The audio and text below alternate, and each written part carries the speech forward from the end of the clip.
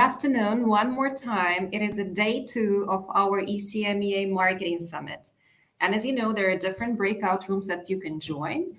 And you did a very right choice. You joined hemodialysis breakout rooms, where for 3 hours we'll go through a very important topics that is on top of everyone's mind in our renal community and specifically in HD group.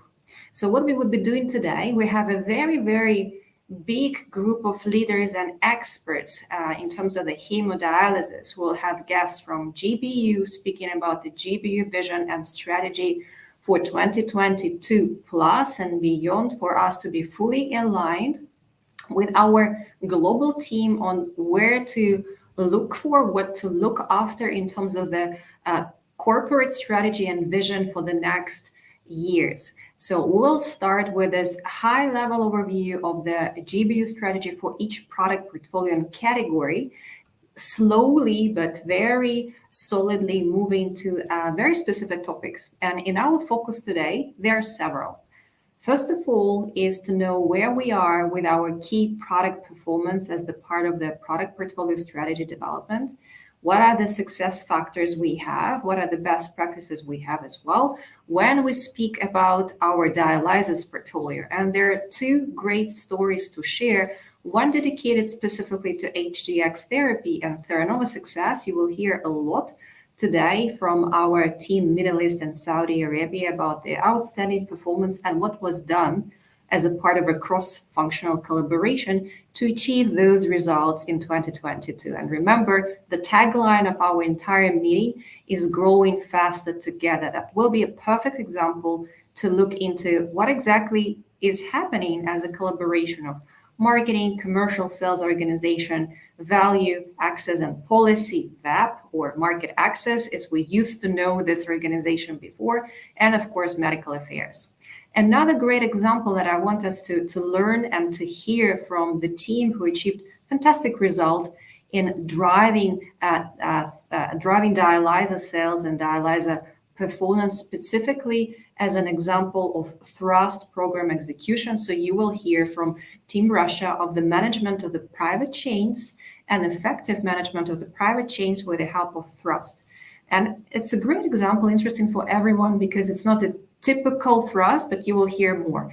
It's a fantastic performance and a fantastic performance in terms of the price that is chosen for growth of the dialyzer sales in this particular market. So what else? There will be other topics to go through as our North Star, if you will, and our interest in ECMEA is absolutely look forward to and invest into the development of HDX therapy.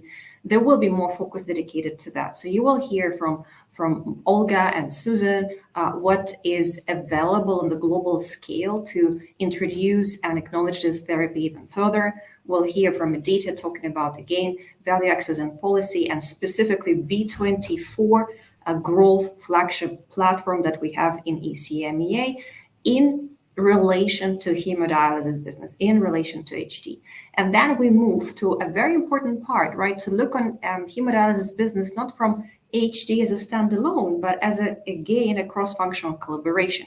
So what are the opportunities when we have, and what we need to work on when we talk about HD business strategy development and portfolio management? Of course, we're talking about the long vision, where we'd like to go. We're talking about GOX. We're talking about the role of technical service and service contracts to drive this aspect a bit more further. We're talking about our planning, supply chain. We're talking about education. So there are a number of topics that will be embedded into the agenda to speak about internal and external efficiency as well. And we finish the day with a summary from my side, what we can expect as the focus area for 2023 and beyond, and what are the regional programs and instruments that you can rely and use during those days. So before we move on to the next parts of our agenda, please I will remind you that we have a chat box.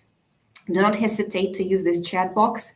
Once we finish the first block of our program with the discussion with our great HD GBU team, we'll have some slot to go through your questions, to address them. So please post them In the chat box, we'll go through those questions with the panel of our HD experts.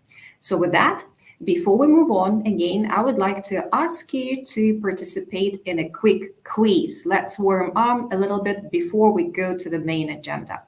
Let's take a quiz.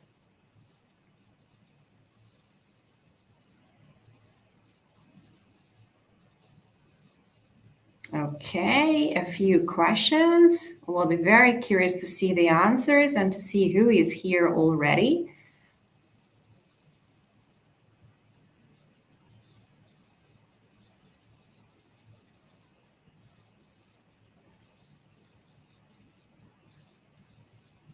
Okay, do we have? Oh, is no one here? Please let me know why do we have such a interesting result of the quiz? Let's take further. Okay, wonderful. So we're waiting for more people to join to be ready to be fully engaged in our HD session. Again, answer the question. Do not hesitate to pose it here and use this opportunity to connect with all our leaders and experts in HD.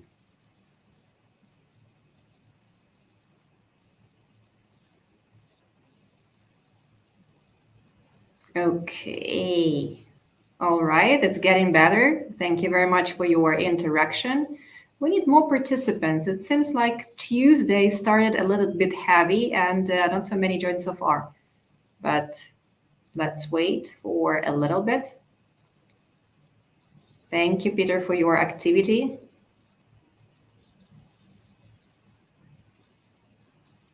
Okay. I'm just wondering whether I will be able to answer those questions. Okay, wonderful. Where is this? Where is this? Easter Island. Good to know.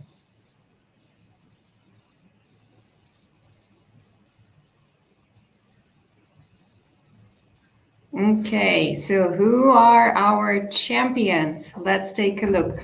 Wow, very good results. Thank you, team. I learned a lot, honestly, through answering those questions. And number one goes to Susan. Okay, the quickest one. Susan, thank you so much for joining so early from US. Thank you, team. So let's move on, right? A little bit of, I could have a sense who is here in the room already, who is joining. Hopefully we'll have a bit more team members joining just very, very shortly in a while. It's still in the middle of the day. There might be some customer visits or some other activities to go through. That is totally understood. Please make sure that the Teams is here. And again, like to use the opportunity to ask the question to the expert panel. Okay, let me move on. Before we go to our HD session with GBU experts, I would like to play one video. Leanne could not be here with us to have a few intro words because of the traveling schedule, but there is a video recording and a welcome from our global leader for renal care. Let's listen to Leanne, please. Hello, ECEMEA team. My name is Leanne Schutte, and I lead the Global Renal Care business. And I'm so excited to be here with you today. And I'm really excited that you're having a dedicated HD breakout session. So first, I want to thank you for everything that you all do to support the HD business.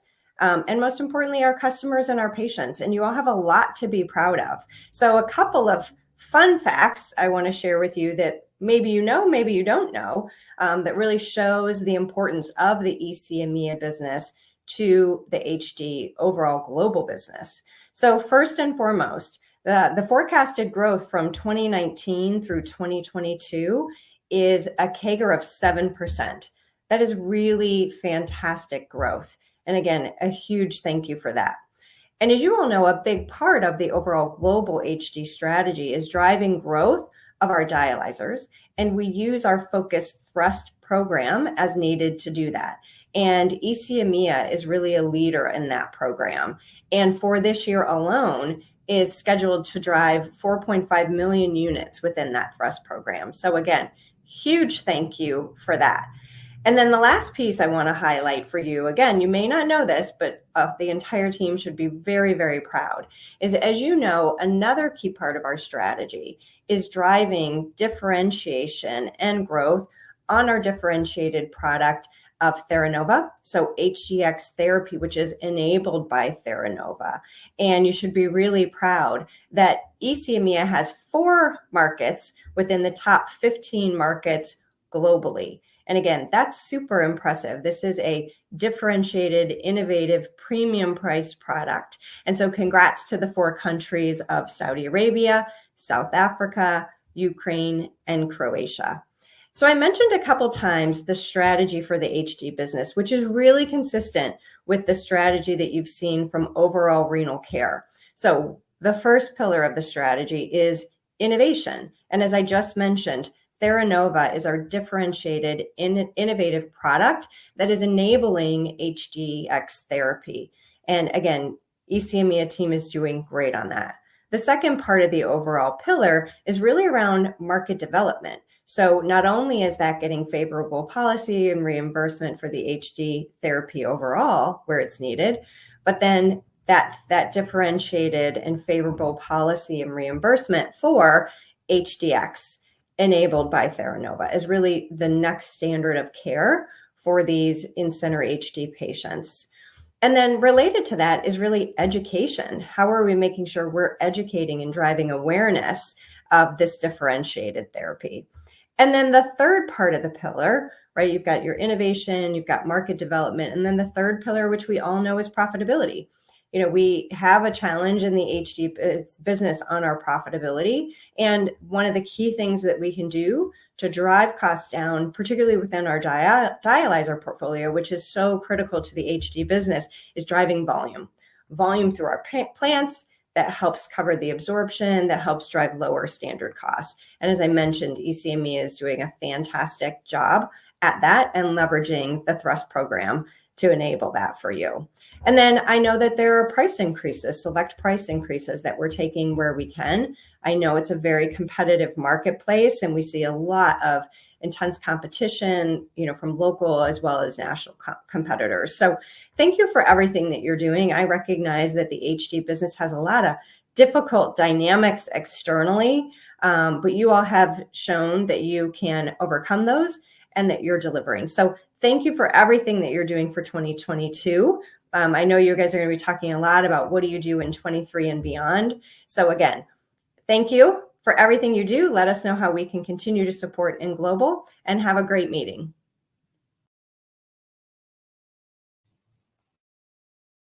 Thank you very much, Leanne. And today we will hear a bit more about those great achievements so far in this year, and obviously what we can do more and where we need to focus and streamline all our efforts and energy in the next year and years. So with that, let me pass over to Tony Woodson, and then we will follow up with the entire GBU HD team, Andrea, Philip, Nicola, and Katerina. Thank you so much, Tony, and good morning. Thank you for joining so early from US. Good morning. Good morning, Maria, and good morning to everybody. I have to share, I was stunned to see the monoliths from Easter Island because I actually have family who were raised in Easter Island. So I have a real connection to that island. But again, thrilled to be here, absolutely thrilled. The ECMA team, as Leanne has shared, just a phenomenal team driving growth for our business on a global basis and a significant contributor to the overall story. So if we go to the next slide, you're going to see a little bit about the overall business of HD. One more slide.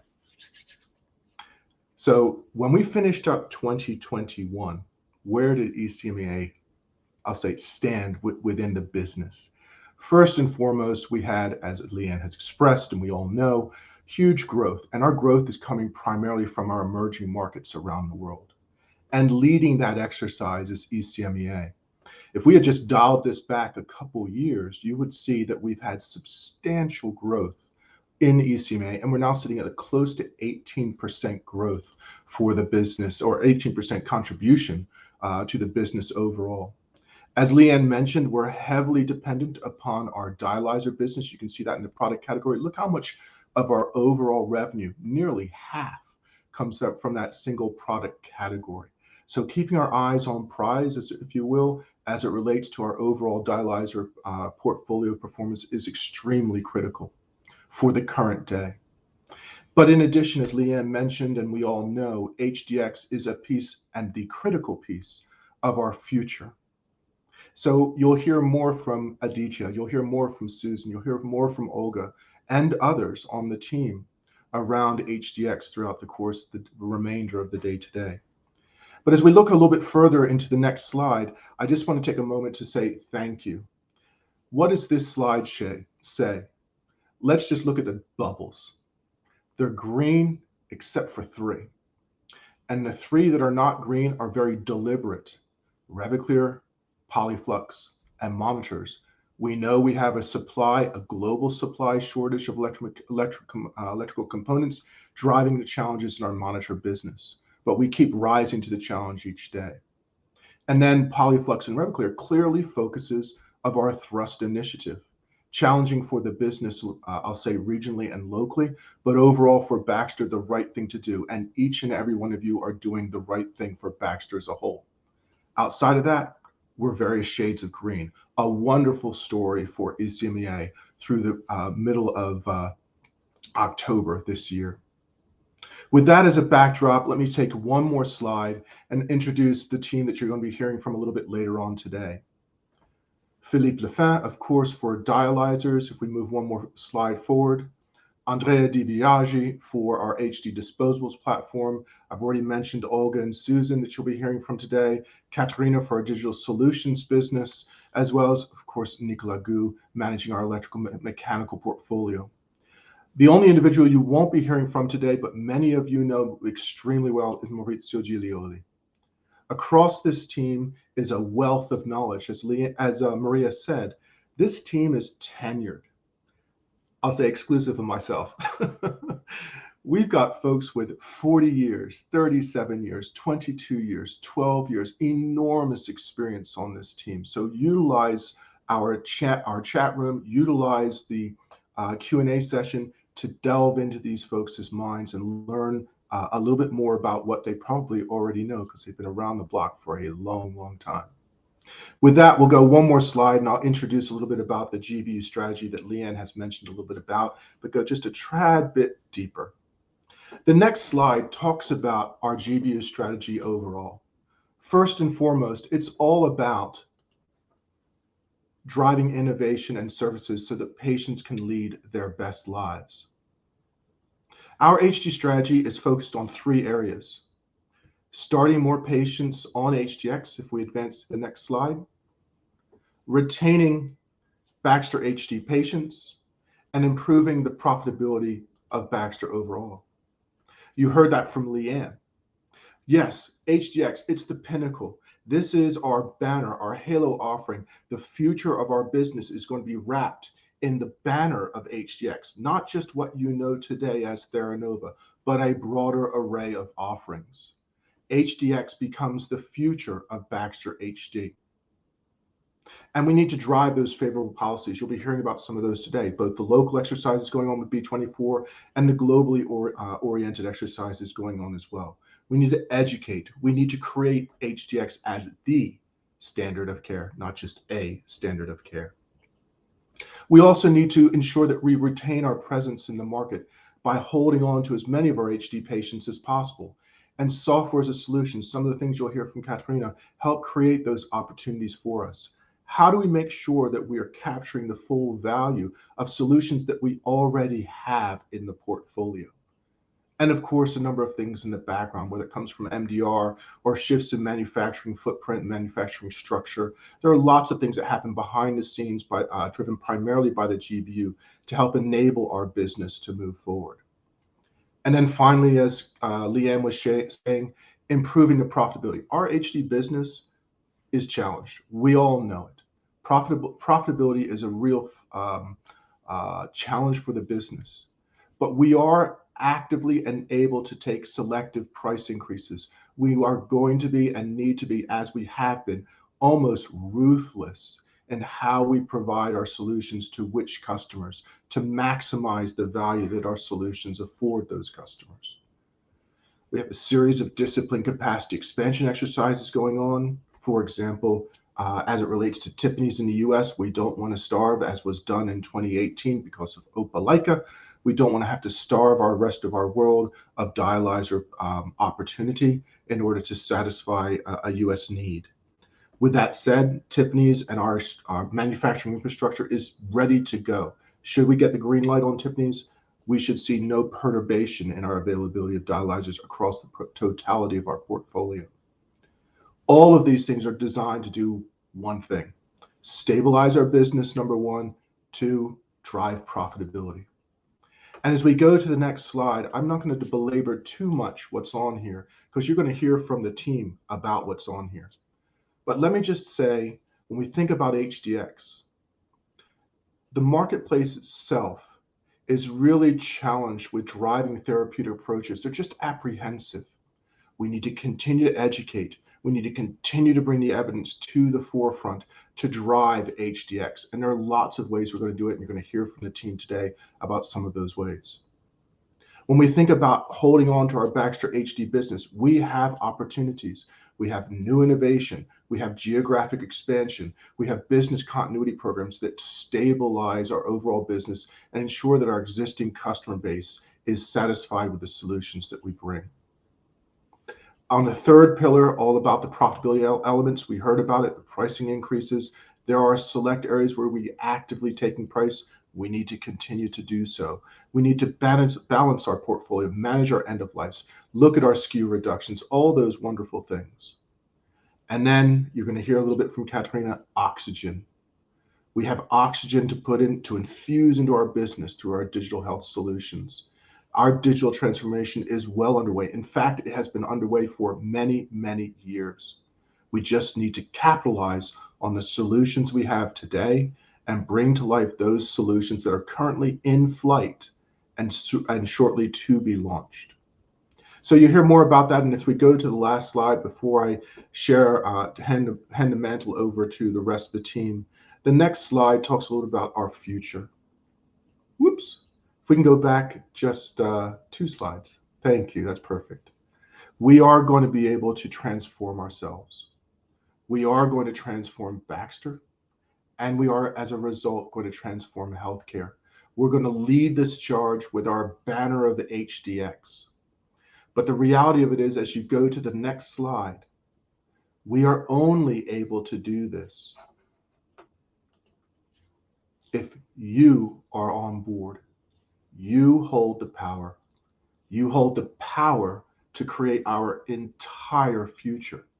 The GBU team members are here to assist and help enable. But it is your doggedness, your commitment to patients, to yourselves, to Baxter, that allows us to power our future and grow our business. With that, I think we've had more than enough time on strategy. It's always a big high-level story. Let's get down and dirty, if you will. I'm going to introduce next Andrea Di Biagi, whom I know many of you know extremely well. Andrea is going to spend some time talking about our HD disposables and the overall MDR program. Andrea, the floor is yours, my good man. Thank you, everybody. Hello, good afternoon, everybody. So, as the second one, I think we can get started. If you can go to the first slide, please. Thank you. So today we're going to cover a little bit like the main disposable in terms of demand, pricing, end of life, so we can have an overall picture for what is coming in 2023. And then we'll, let's say, refresh a bit on EUMDR, where we are, which are the major changes that will come very shortly, actually. So if we start with the HD concentrate portfolio, we start with the bicarbonate, so the Bicart. In terms of demand, today we are quite unconstrained demand, so we have good capacity in terms of production manufacturing output.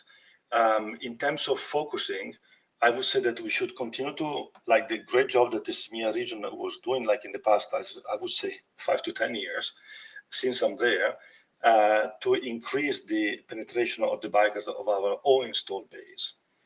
And also, I would say, continue to promote the Biker 1250 for cost-sensitive customer for 2 treatments. In terms of pricing, it should be like still drive the minimum SGP around 50%. And on this, let's say, product portfolio, we don't have any end of life in the near future. We move to the HD concentrate, softpack and select. We also have unconstrained demand, so we don't have any capacity, let's say, concern today. In terms of promotion, I would say that softpack citrate and select citrate as a first choice in, let's say, any new tender or against competition. Marishi was asking me a couple of days ago for some clarification in terms of the expansion. I would say that all countries that were included in the first, let's say, introduction of citric acid in select and softpack, just for clarity, they don't require energy expansion. As long as in the IFU is present your language, this means that we're, let's say, in the planning in the past, so there's no need of the expansion, just sell the product. Also, for these product categories, in terms of price, we should always target around 50% in terms of SGP. In this case, we do have end of life, as Tony mentioned in the beginning.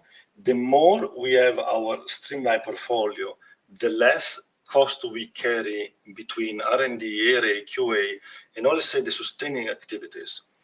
The removal of the potassium formulation, which are the so-called mid potassium formulation of 1.5, 2.5, 3.5, both on acetate product, softpack and select, is started by end of 2024. We did maintain this mid potassium formulation of citric acid to, let's say, facilitate in case of customer not really convinced on the move of citric acid. If we can move to the next slide, we go to the disposable in terms of bloodline. So on bloodline, we have 2 types of product. We have the cassette, as you well know, on our artist machine. We don't have any capacity constraint. Actually, we did have balanced the single source supply from Mexico. Also, now we produce both in Malta and Tunisia plant. That was mainly driven from the need, especially on a country disposable, to have 2 plants that we can secure that in case of an issue, we can back up each other. In terms of what is possible, fantastic job in Saudi when they convert everything to Artist Physio Plus. So we can say take the advantages of the lower cost of the online accessories for both online priming and HDF, so that where possible we need to convert to, let's say, increase our profitability. In this case, also we have minimum weighted price to customer to guarantee a 40% SGP. In terms of end of life, we have the Nova cassette. We already built out the last stock in 2022. This means that in 2024, there will not be available anymore the cassette for Innova machine. When it comes to the conventional bloodline, we also have unconstrained demand. In terms of focusing, I would say that we should focus very much on selling on competitor machine, where we have all the line for both B. Brown, Nikizo, and FMC. In 2023, we will introduce a new bloodline, which will be, let's say, universal line. That was mainly born to meet the expectation for Latin American country. It will be also made available for the EMEA and the CEMEA, let's say, region where applicable. In terms of SGP, we should be on a range of 50% in terms of profitability. When it comes to the end of life, here we have quite a lot, I would say. The first step is the end of life of the Integra machine. So this means that in 2022, we will not anymore produce the Integra line. We will, let's say, facilitate the last order that we have in the system, but nothing will be available for 2023. In parallel, as a K200 and a K200S Ultra are end of life in 2024, we will have Ultra Steriset, which will be end of life also in 2024. So any need beyond that has to be built out stock during 2023. In terms of the AK HDF line and the single needle line, as now the fleet is declining, we will consolidate the portfolio. Today we have, I would say, 3 lines for HDF and 2 lines for single needle for AK200 platform. That will be reduced to 1 from Q1 next year. This means that you will receive from my side, as usual, like a memo, which portfolio we're gonna, how the portfolio will look like for 2023. The main reason to reduce as the platform decline, volume decline, we want to reduce as much as possible SKUs to avoid any excess in stocking available. If you can go to the next slide, please. Then we do have the HD needle. So the needle, we have 3 main categories. We have Nova Plume, which is newly introduced from Bain. We have unconstrained demand. We will continue to the registration and conversion where we sell the Nipro needle. So the Nova Plume is targeting the current Nipro customer, I would say, that we sell to. In terms of SGP, target is 40%. Plume S, which is from GMS, also have unconstrained demand. And this type of needle, as they are like high-end, we will maintain the premium segment. Again, profitability at 40%. When we go to, let's say, the Baxter needle, so from Nipro, we also have unconstrained demand. Of course, all this unconstrained demand is linked to the lead time, which for both suppliers is between 3 to 4 months. So any major deviation on the forecast has to be managed. In terms of the Nipro needle, as we need to have like a midterm view. So the long-term view is really to convert all Nipro to Nova Plume. At the same time, we have to be very careful because some of the market will arrive later on in the registration, especially in CEMEA. We will see it in the next slide. At the same time, in the short term, it's okay. In the short time, we will maintain the portfolio, the single needle from Nipro and the dual needle from patient. In the long term, the single needle from Nipro, they will move to GMS, and the dual needle to Nova Plume. I will not go into detail on this slide, which I already shared with Maria. This is like a situation for CEMEA where we are on a Nova Plume launch plan. So you can say where it's been launched today, where is the proposed launch, and the proposed launch is really to maintain a balanced volume to Nipro, because in the long term, so around 2025, we're going to be converted fully to Nova Plume. At the same time as we're going to have later registration that are coming between 2024 and 2025, we need to guarantee a minimum balanced, I would say, volume to Nipro to avoid any disruption in supply. If you get the next slide.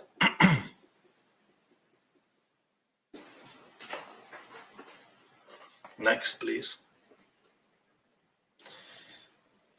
We go to my favorite topic in a way, is UMDR. So in a nutshell, without going through all the details, what is MDR is a new regulation that has been in place in European Union, and we have to be compliant. What change is a much more stringent, let's say, check on our claims, in our statement in IFU, in our, let's say, documentation and validation from R&D perspective, where the certifier body will have a look. What does it mean for us? Many of you have already been involved in many MDR discussion. So IFU will change, marketing material will change, and in addition, which is not part of the MDR, we also change legal manufacturer in all our product, in the majority of our product, and in the CE marking, transitioning from BSI to TUV. That will imply, in certain cases, that we have a lot of discussion in terms of build out stock to secure continuity of supply until MDR is implemented. What is the key in terms of information here that regards to the region? We will have the first MDR product approved already in November, which will cover all HD concentrate. This comes from my side. All bloodline are foreseen to become MDR compliant mid next year. You will receive, of course, from my hand, memo on a monthly basis once MDR is approaching, which country is going to be implemented first, and let's say in a sequence of the implementation where marketing material will be available. And then with that, I pass the ball back to Philippe, which will cover dialyzer. Thank you very much for your attention.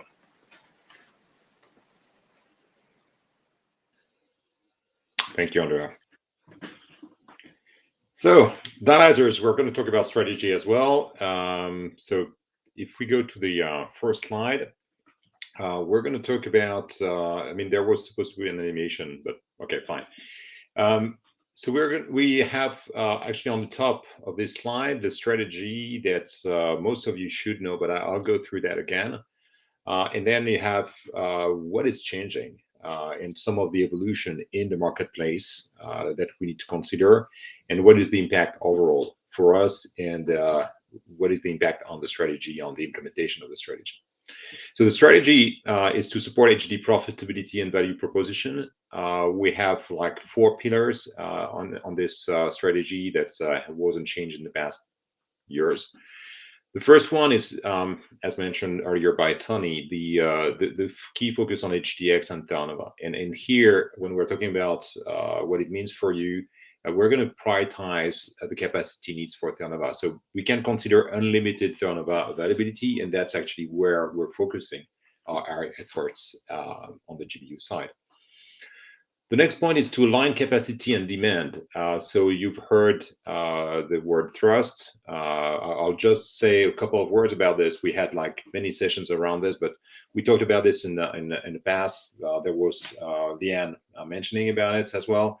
Thrust is a program that allows us to be more competitive, to go and bid on big tenders when it's relevant at lower prices than usual. And the goal for that is for us to get volume. And volume is important to maximize the capacity utilization in our plants. The dialyzer business overall is like the airline industry. It's very heavy on capital investment. And the best way to be profitable is actually to fill up all the seats in a plane. Well, it's to fill up all the slots for manufacturing when we produce dialyzers. A lot of fixed costs, smaller variable costs. So we need to sell, and maximize capacity utilization. So that's what thrust is about. So that's about Revaclear and Polyflux for the alignment between capacity and demand. We have also the third pillar, focus on third-party dialyzers and explore internal productivity options to maintain profitable growth in low flux and high flux. We have launched in Turkey the Nova dialyzer, and we have made registration in most markets. Now, this, I mean, just as a reminder, this is something that is relevant when we have maximized capacity on our side. So right now, the key focus is selling our dialyzers, the Baxter made dialyzers, and with thrust, Revaclear, and Polyflux. When we look at the rest of the marketplace, addressable market, I mean, there are obviously some opportunities, but we are prioritizing clearly the dialyzers that are manufactured by Baxter. Exploring internal productivity options, I won't go through that, but we are looking at that all the time. I mean, but the best way to improve our productivity is actually to increase the volume and maximize capacity. The last pillar is the dialyzer portfolio campaigns. I mean, we've had some work on HDA reinvigoration training. I mean, we have a lot of activities going on turnover and HDX on this side. And that's the next step as well. I'll talk about the next steps. So what's happening in the marketplace that help us see how we can address these strategy pillars? Well, I think you are at the forefront of fighting against some of the fierce competition with a lot of manufacturers, local manufacturers in ECMEA, Chinese manufacturers coming in. So we have increased competition for sure. You have commoditization with this increased competition, meaning that it's on the low flux and high flux segments. It is more difficult to differentiate products from each other, and price becomes more and more the important element in the decision. COVID has actually caused a great deal of challenges, but also a lot of patients have died from the the implications from COVID. We've seen the number of patients decreasing worldwide, so which creates less demand on dialyzers for chronic HD patients. And that results in an increased overcapacity with, at the same time, a lot of incremental capacity and investments made by mainly Chinese manufacturers in the past couple of years and still continuing. So what we see is price pressure. We have seen some of the large tenders at around 3.5, 4.5, but sometimes really going into the low end of this range, which is making it challenging for sure. Inflation and FX pressure, the foreign exchange dollar is very high. So for us, reporting in dollars, that's a challenge that puts pressure on profitability, inflation as well. So all that you know very well in your markets, and that's adding some pressure. There are a couple of points also that are important to understand for you that are not happening really in your region, but that is going to have an influence on the global landscape of dialyzers and capacity utilization. It's in the US, there are two things going on, which can be really a big change, a big game changer. We're looking at getting potentially differentiated reimbursement. You may have heard about TIPNIs for Theranova in the US. The other thing is we have our biggest contract, biggest customer is DaVita in the US, and it's about 1/3 of the global Revaclear volume. And negotiation is right now ongoing for the next 5 years. So that's going to be in the next couple of months. This plus some uncertainties related to China marketplace. You see that we have a lot of things that between now and the end of the year, we're going to clarify and make sure that we freeze on the understanding of where we are on the capacity utilization. It's not a point about, for you, don't be worried about getting not enough dialyzers. We are not in a situation that we were in a couple of years ago when we had to reduce capacity looking forward. It's a very different situation. First of all, because we have focused with this effort a couple of years ago on the most profitable segments of the market, number one. Number two, Opelika is in a very different situation right now. So we have a better throughput from this plant, which allows us to be more comfortable about what's going to happen. Now, the impact for us, that's the part on the bottom of this slide here, is we're validating more lines. I mean, we have done that in Eschingen right now, and that's how we produce more dialyzers, more Theranova this year. And we're going to do the same in Opelika so that we have more and more lines that are able to deliver Theranova. And we also have options to increase throughput on existing lines. So on the capacity side, we're comfortable on the approach. Thrust, we've heard it's still relevant. Now, with inflation and everything and cost increase, we may go with the floor price increase. This floor price will depend also on the two other points that I mentioned with US, DaVita and TIPNIs. Cost projections, they're works in process. I know everybody is looking for it, but that also includes the volume estimations on the two open points that I mentioned between China and US. Thrust is still a priority. You've heard that in the previous sessions. And it is a priority versus standing third-party dialyzers. So that's very important. So the Nova dialyzers are just a very tactical option right now. And excluding Turkey, we are not planning to launch this dialyzer. That's very important to know.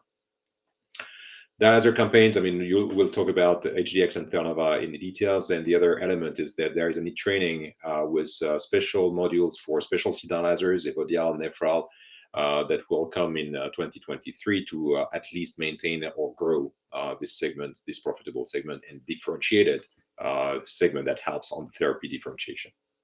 So moving on to the next slides, and then very quickly addressing the last points of my presentation here.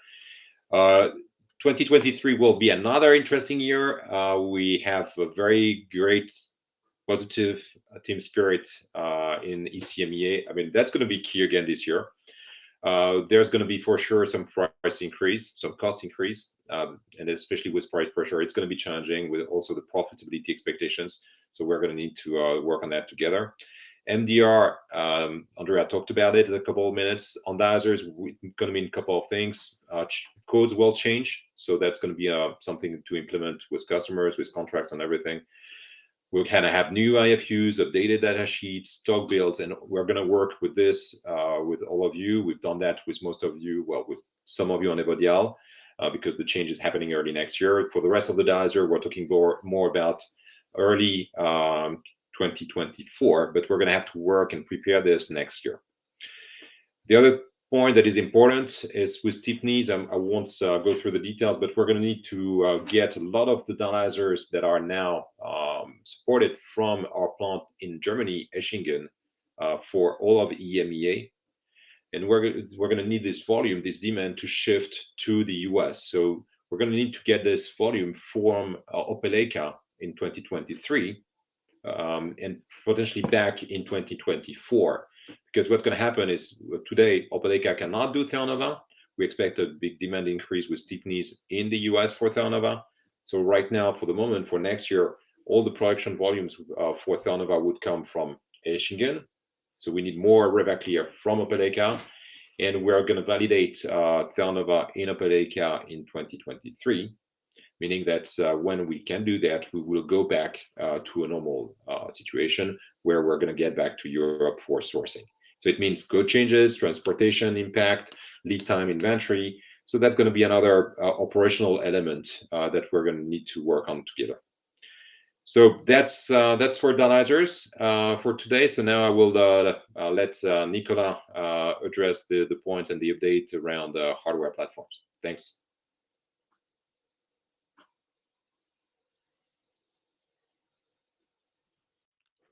All right.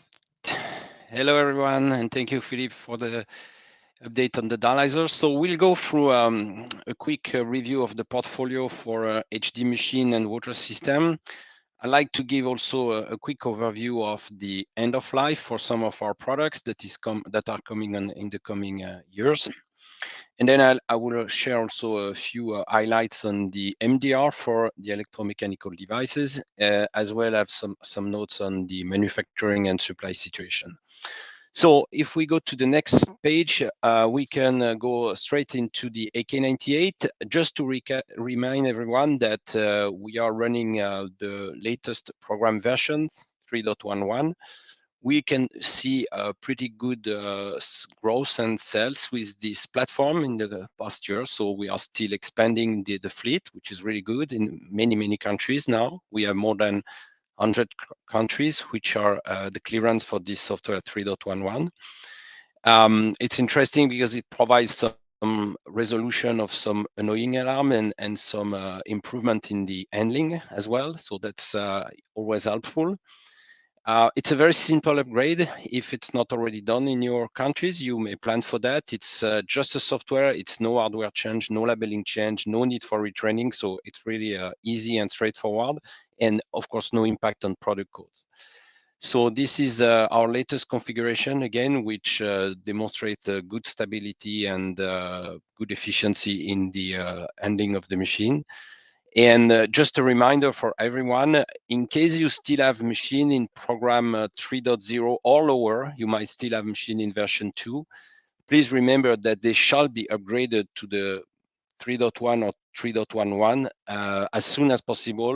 Remember, we have a field action ongoing for the previous software version, and it's important to normalize our fleet to the latest version 3.11. So that's the quick update for the AK98. If we go to the Artist platform, I would say that we have also good feedback and good sales momentum at the moment. We continue to see a good progression of sale on the next page, please.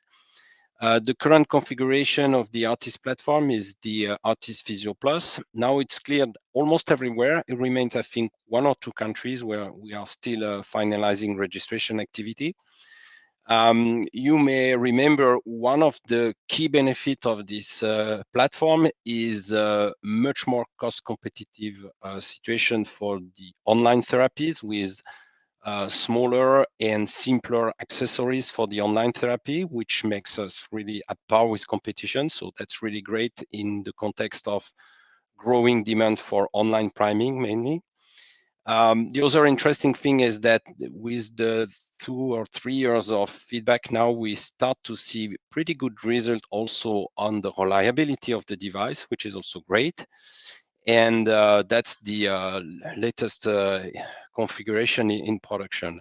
Now remember, if you still have machine in Artis Physio configuration software 8.6, there is still the possibility to upgrade to the Artis Physio Plus, and therefore you can take advantage of the the reduction of the cost of the online therapy. If you still have machines that have 3-4 years of lifetime in front of them, that might be a good opportunity to optimize the profitability of the HD treatments and HD online treatments. And just want to say as well that for the Artis Physio, we are planning to end the manufacturing very soon. So this is also something to remember. This manufacturing will be standardized to the Artis Physio Plus exclusively. All right, so next page is about the ultrafilter. I think you've been one slide too fast. Yes, ultrafilter, thank you. So we have launched the ultrafilter U9000 Plus at the end of 2020. We have now also very good feedback and field experience. We can really claim that the leakage issue has been completely resolved, which is really good. It's this new version of the U9000 is cleared in many countries. Again, we still have few countries completing registration activity, but it's really important that you switch your cells to the U9000 Plus as soon as possible. We have also new production capacity since the beginning of this year, which also eliminate the challenge in supply. So that's a very good situation at the moment.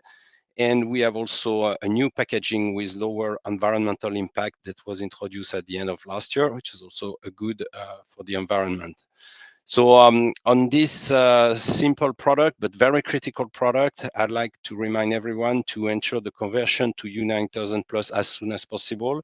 You might also remember that the U9000 is under field action, so we really need to convert to U9000 Plus and make sure your forecast is adjusted accordingly, because I still see some countries who are placing forecast under the previous code. That can be optimized as much as possible. So thank you for that. On the next slide, I'd like to give a quick overview of the end of life for many components of the portfolio, also aligned with the previous information shared by Andrea. So we have stopped, if we start from the left, we have stopped the V2 configuration end of last year. So this is definitively over. As said before, AK90 is exclusively V3. The Artis Physio, as just said, will be stopped this year. So we will also stop the Artis Physio configuration. Only the Artis Physio Plus will remain. And also, as just said, we want to end the production for U9000 Plus and focus exclusively on U9000 Plus. So remember that. Then coming in 2 years, we have the end of service for the AK200 Ultra S and AK200S platform. Together with that, we are going to remove a number of bloodlines and also the Ultra Steriset for HDF on this platform, as well as the U8000 Ultra filter. So this will all come synchronized with the end of service of the AK200. Same for the Innova, for which we're going to end the service. And we will also remove a number of cassettes for the Innova platform at the same time, Horizon 2024. Later on, we want also to discontinue the service for the Exalis clinical software. This might be marginally used, but just remember that, stop that. And later, so 2026 is really the last date where we can use the Ultra Steriset or U9000 for the few machines that have not completely been removed from the field since then. But 2026 is really the last date for selling those consumables. And if we look a little bit further, 2027, there will be the discontinuation of the service for the Artis 809. The Artis 809 is the very first configuration of the platform, and we will also end the service for that platform at Horizon 2027. So remember all of that. We will confirm that by dedicated memo and targeted information, but this was to give you an high-level view of the situation for the end of life. All right, so if we go to the next page, I take this opportunity to give also an update on the water system, the CWP 800. End of last year, we were about to release software and hardware improvements, a number of improvements. They were targeting reliability and also service operation, make it more reliable and simplifying the service operation on the system. We have got some hiccup in the launch in the first half of this year, but since July, we have now a program version 6, which is fully released, as well as some hardware components. And since then, we have more than 120 upgrade or installation, and the feedback from both customer and our Baxter technical service team is extremely positive. They really see a difference in the number of alarm and in the simplification of the maintenance operation. So this is confirmed to be very effective, and I can only recommend that you plan the upgrade of the existing system in the coming months, because that will benefit both for customer and technical services. Then another information about the CWP 800, we are putting a hold on the geo expansion for the moment, and we would like to wait the MDR clearance before we restart to expand this configuration in more markets. And if we go to the next page, I think that's also a good transition to explain from a high-level perspective the implication of the MDR standards and certification for our electromechanical system. You can see a similar picture for HD machine and water system. For both, we are going to introduce new product code, which will allow to keep the existing product code in manufacturing for a period of time, at least until Q1 2024. There will be labeling change, mainly a new operator manual with additional information and consideration related to the MDR requirements. There are no design change on the HD machine, so that will be really the same machine, same performance and handling. For the water system, there will be few design changes, very minor, so no big change, but we need to do some design adjustment to comply with the standard. Nothing that will be really critical. And in terms of timing, we expect to get the clearance for our HD machine in the Q1 next year, around February, March timeline, while for the water system, the expected certification is around June at the end of Q2 next year. And since as soon as we have the clearance and certification, we will start the regulatory activities that may be required in some market, because again, we have new product codes, we have new labeling, and we have a new legal manufacturer, as Andrea explained before. So the RA team will contact the relevant stakeholder in each country to kick off the activities. And this will be initiated again as soon as we have the clear certification for those systems. So that's a little bit the timing and the activities that will happen for the MDR certification. And finally, the last quick message I want to give is about our supply situation. On the next page, as you know, we have been and we are still facing very difficult challenge to source some of the electronics and components for the manufacturing of our machines. This is not new. This is since basically last year. This year, we have been working under allocation plan, and this allocation plan is built with a level of confidence that is the level of confidence we have when we try to purchase the electronics, which is only 60%. It's not very high, but you know, that's the situation of the global market for electronic components. However, in 2022, I would say that the delivery has been pretty well aligned with the allocation and manufacturing plan. We have been able to actually manage according to the plan. I would say until recently, until September, where we have got a sudden hiccup, which forced actually to stop or slow down very significantly the production in October and November. Now, the good news is that we have some little bit of good information that we will gradually restart from the last part of November, and we can ramp up in December. For next year, we are going to work on the same regime, meaning that we have a set up allocation plan based on our visibility to get and receive the supply of electronics. As you can see the number, there will be an increase versus this year. So we have like, if I focus on the region, we will have like plus 10% AK98 and plus 30% Artis, which I think is good, and hopefully we can maybe have better picture in the coming months, but that's the current working assumption. Now the plan are still a little bit under, let's say, assessment and evaluation, so that might vary a little bit in the coming months, but this is directionally where we are and what we are aiming for. On our water system, we are facing not so big trouble for the supply of or the sourcing of the electronic component, but we have got a major delays due to the transfer of manufacturing from Sweden to Italy.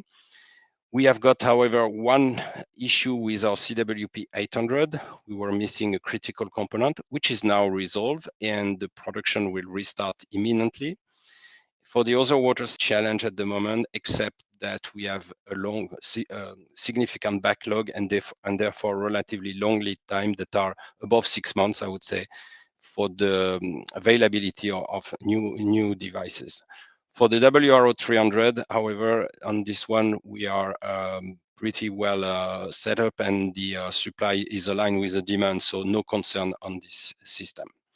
So this is to give you the overview. We keep the situation under monitoring on a weekly basis. My ask to you is to ensure the best possible accuracy in the forecast transmission every month. That is really important for optimizing the allocation and the shipment. And in case you have business opportunity, please check with a global regional planner and myself before we can commit to any new business.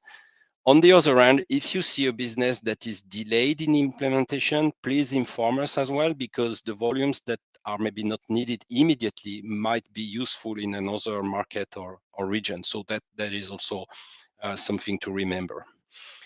All right, so that's the quick update I wanted to share on the electromechanical device. I will now, I think, hand over to Caterina Martelli. She will present the situation of the digital solution in relation to our HD business. Thank you. Thank you, Nicola. Hello, everyone. So yeah, let's jump into the digital solutions.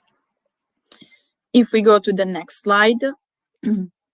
So we will see today our ambition and value proposition, the strategy, and then of course, which is our offering, and a bit of go-to-market model.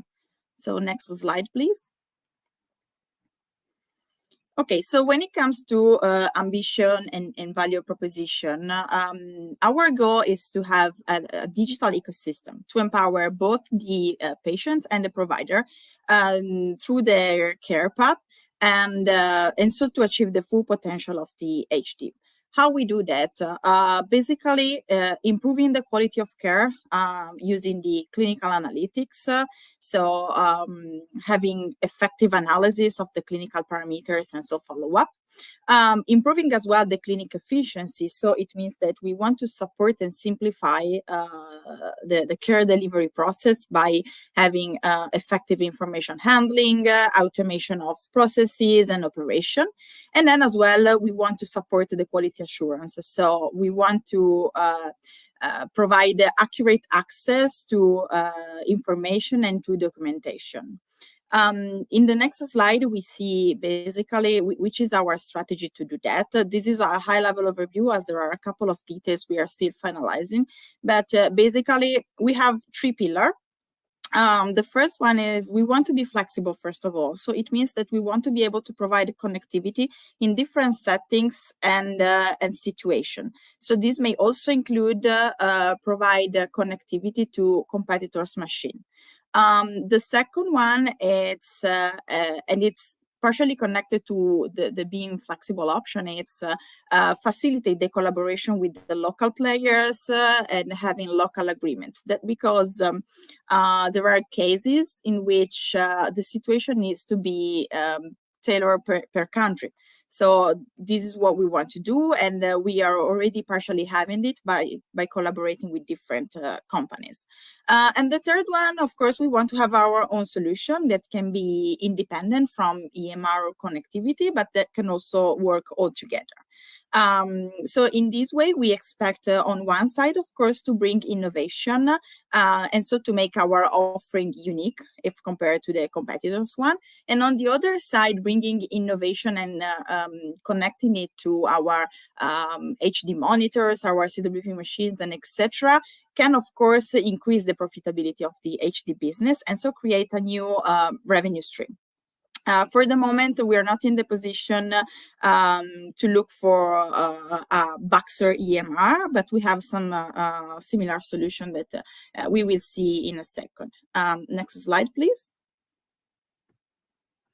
So this is what we have today. You may have heard some of these products. Of course, we have a good native connectivity, both for Artis and AK98 machines. Then we have the dialysync solution that is also known as HD Cloud, and it's the cloud-based middleware for AK98 that we use to facilitate the connection and the integration of the machine with the customer EMR. Exalis, it was our Baxter CIS, now phased out, and we have a Versia as Baxter CIS right now.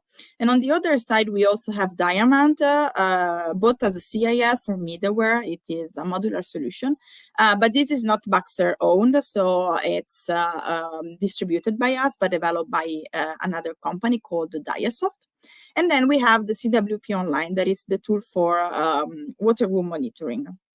For the 2023, 2024, the years to come, we have a couple of other projects in progress or in the pipeline.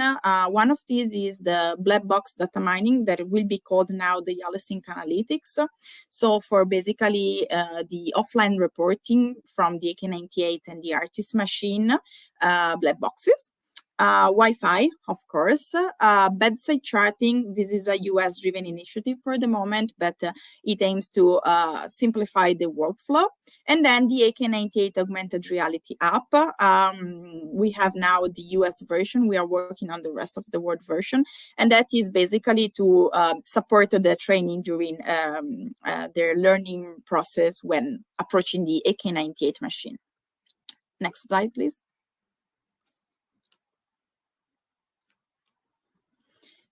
So we see basically three different key success factors to drive our strategy with the offering that we have today. So the first one is the seamless connectivity. So as I mentioned, wireless connection, Wi-Fi, and then being flexible and open with the connectivity of our devices, and that could be done by the Dialysync, so the middleware.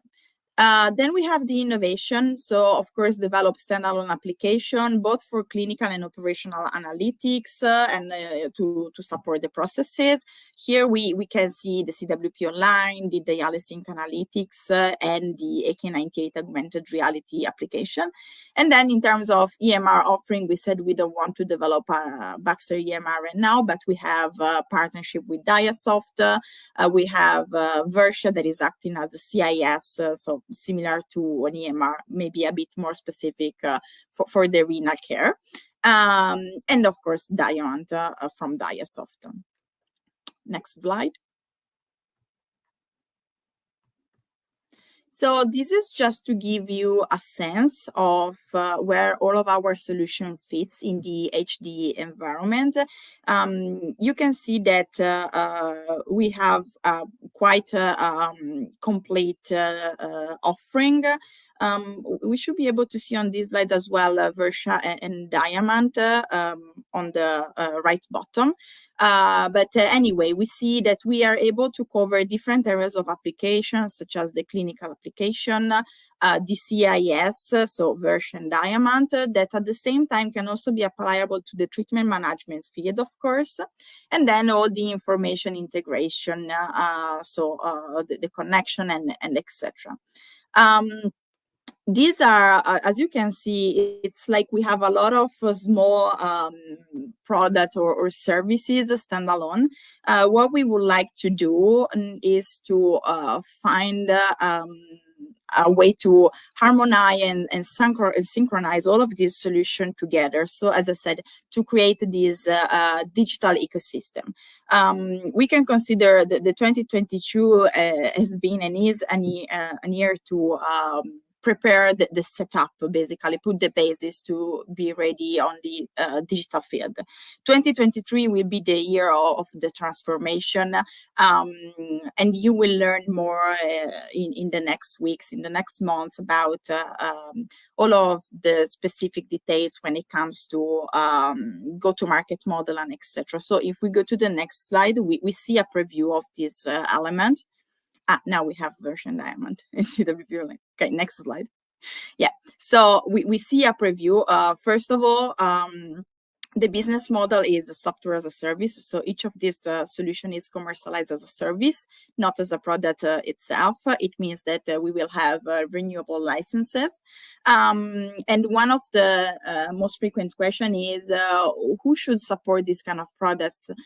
Because it's clear that we are moving on a new space in the HD business that is falling under the IT umbrella. So of course we see a joint effort, a cross-functional alignment between both the technical services and the clinical services. So we need to have the technical team because of their knowledge when it comes to obviously more technical IT specific question, but at the same time we need to have the expertise of the sales team in commercializing these the products and the services. Overall, we see a new role that is fundamental, that is the digital partner.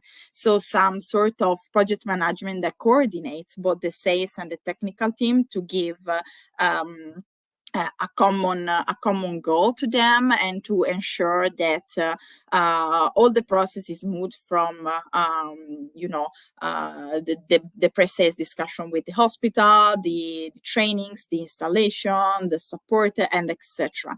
And of course, this will be our main point of contact, so between the region and the GBU.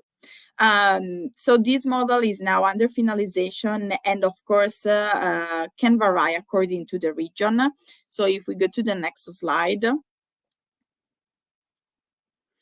it can vary according to the region. So that's why we are now working together with the regional leadership team to find the right key to propose and support these kind of solutions. You have seen some of them are already in the market, such as CWP Online. Some of them are in pilot, and here I mentioned the DialSync. And then we have other products that are still in validation phase, such as the BBDM, or also called the DialSync Analytics. So for the moment, my recommendation is, well, first of all, stay tuned because more will come. We will provide you more update, and of course, we will run deeper session about each of these products. But before deciding to launch a product, please refer to your regional marketing leader, because there are really a lot of elements that are part of the picture, and that also include the resource allocation, prioritization, organizational adjustment, and of course also the business opportunities that needs to be assessed and quantified on regional and then country level. So that was all from my side. Now I think I'm gonna give the ball back to Maria for the Q&A session. Thank you.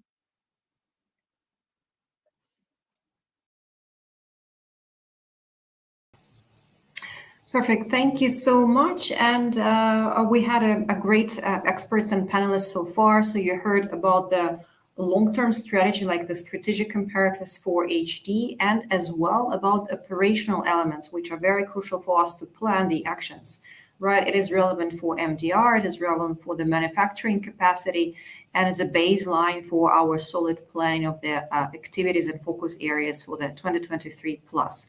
I would like to ask Tony, Andrea, Nicola, Philip, and Katerina get back on the stage, and we see what kind of questions we got from the audience. Quickly go through them, maybe in 5 to 7 minutes, that we can all address them hopefully. And team, if you will have any questions, ECMA team, please put them in chat, and we'll try to address them then afterwards after the meeting. Okay. Great. Everyone is here. We don't see Andrea, you, but hopefully we'll do that very soon. Okay, let's take a look on the questions. If we can share the screen and with any questions that came from the audience.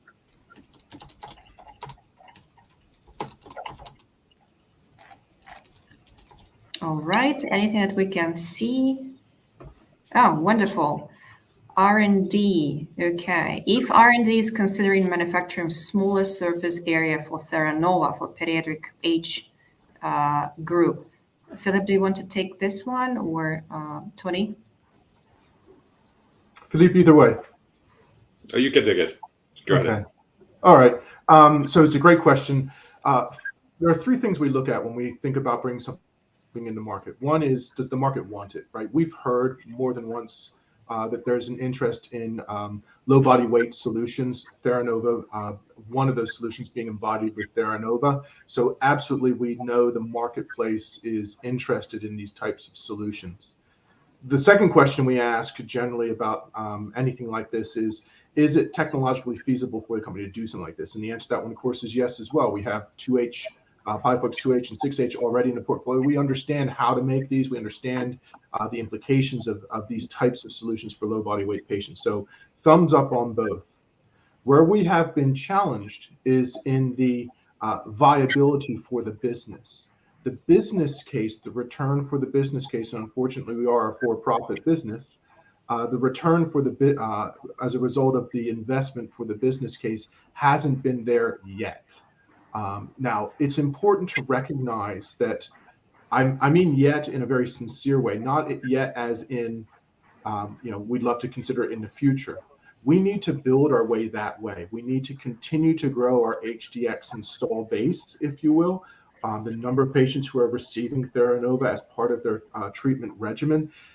With that whole package, with the underlying future of our HD business being showcased by our HDX therapeutic approach, those opportunities will present themselves again, and it will become a viable option for the business. The return will be there. So today the answer is no. We continue to watch it, we continue to monitor it, and we want to bring it to the market as we continue to expand HDX. Thank you. Thank you, Tony. Let's move to the next one. Okay, that seems to be the same question. We can go to the next one that just came up from the team. Let's take a look. Okay, well, I would expect to receive those questions because we were all going through the challenges this year with manufacturing capacity. Who would like to take this one? Maybe I could take it. As you know, again, the situation is still the same, although we must say it has been gradually improving between end of last year and where we are today. When we discuss with our colleagues from procurement, purchasing, manufacturing, basically they said the level of confidence is 60%, which is the possibility or the probability to source component externally from our usual supplier, or also to do some small, let's say, validation of alternative components whenever it is fast and easy. So with this 60% of confidence, if we look a little bit back to what has happened in 22, you may remember in Q1 this year, we set up a manufacturing and allocation plan assuming a ramp up of manufacturing in Q2, Q3, and Q4. And I would say that until recently, we have been pretty much aligned with the expectation and plan, which means that the 60% of confidence has actually materialized in a bit better accuracy in terms of deliveries. For next year, when we ask our colleagues, basically they say the same, because the situation has not much change on the open market and normal, let's say, sourcing of components. So we probably need to consider the same confidence level. But if the situation goes as it has been going through 2022, we could be relatively comfortable that we will be able to deliver according to the preliminary manufacturing plan that has been communicated. And the good news for ECMA, right, Nicola? So what we checked out, right, this preliminary plan is basically aligned with the needs, the expectations, and what we have communicated to the team with the AOP plans as well. So it sounds quite solid and confident. Thank you. Okay, let's take a look on a couple of more questions, and we'll need to move on. What else? TIPNIS, yes, of course, the global supply, TIPNIS and Theranova. We don't have Olga here on the call. Olga will be joining us a bit later, but as we're touching base of the overall dialyzer situation, Philip, do you want to take this one? Yeah, I mean, it was a pleasure. We have done everything everything we can, and we can supply Theranova with the TIPNIS demand we're expecting with no problem. And we even have extra capacity. So what was done is this year we have validated more lines in Eschingen that were Revaclear lines to do Theranova instead. So we can move some capacity and increase capacity very easily in Eschingen. Right now, we're ready to do it any day to increase the capacity and add some capacity. And we have extra capacity in Opelika for Revaclear. So that's what I was explaining a little bit earlier in the presentation, that when we have like incremental demand on the US for Theranova, we will take it from Eschingen. And then some of the Revaclear now that are in the plan from Eschingen will move to Opelika. So that's something we're going to wait a couple of weeks, hopefully with good news, and then we're going to come back with a plan. We already have working on that. We've done a lot of work in the past 2 years to prepare all the a lot of countries to be ready from an RI standpoint to be able to get products Revaclear from Opelika. So all of these things, all of the pieces have been put together to be successful this time, so that we have like a good transition and we can really support this big growth for Theranova. So no worry about Revaclear or Theranova. That's the important message. All good already. Full speed. Okay, that's perfect. Good. Thank you so much. Let's take one more question, and probably will be the last one. Innovation plan for monitors and water, right? We're talking about quite a lot about the digital solutions and focus here. Nicola and Katerina, somewhere in between you for the innovation, of course, addressing this question and innovations plan for monitors and water. But then afterwards, what else can we embed on top of what already exists in the market as the extra value proposition to the customers? Nicola, do you want to take it first? Exactly. Yes. No, I can start, and maybe Tony, you may want to comment further. But in terms of, let's say, immediate tactical improvement on our platform, there is nothing solid on the Artist platform as we speak at the moment. For the AK98, there is one software iteration that will be initiated very soon with the first goal to comply with new standards applicable in China. So we need to do that absolutely and as fast as possible to comply with new requirements in China.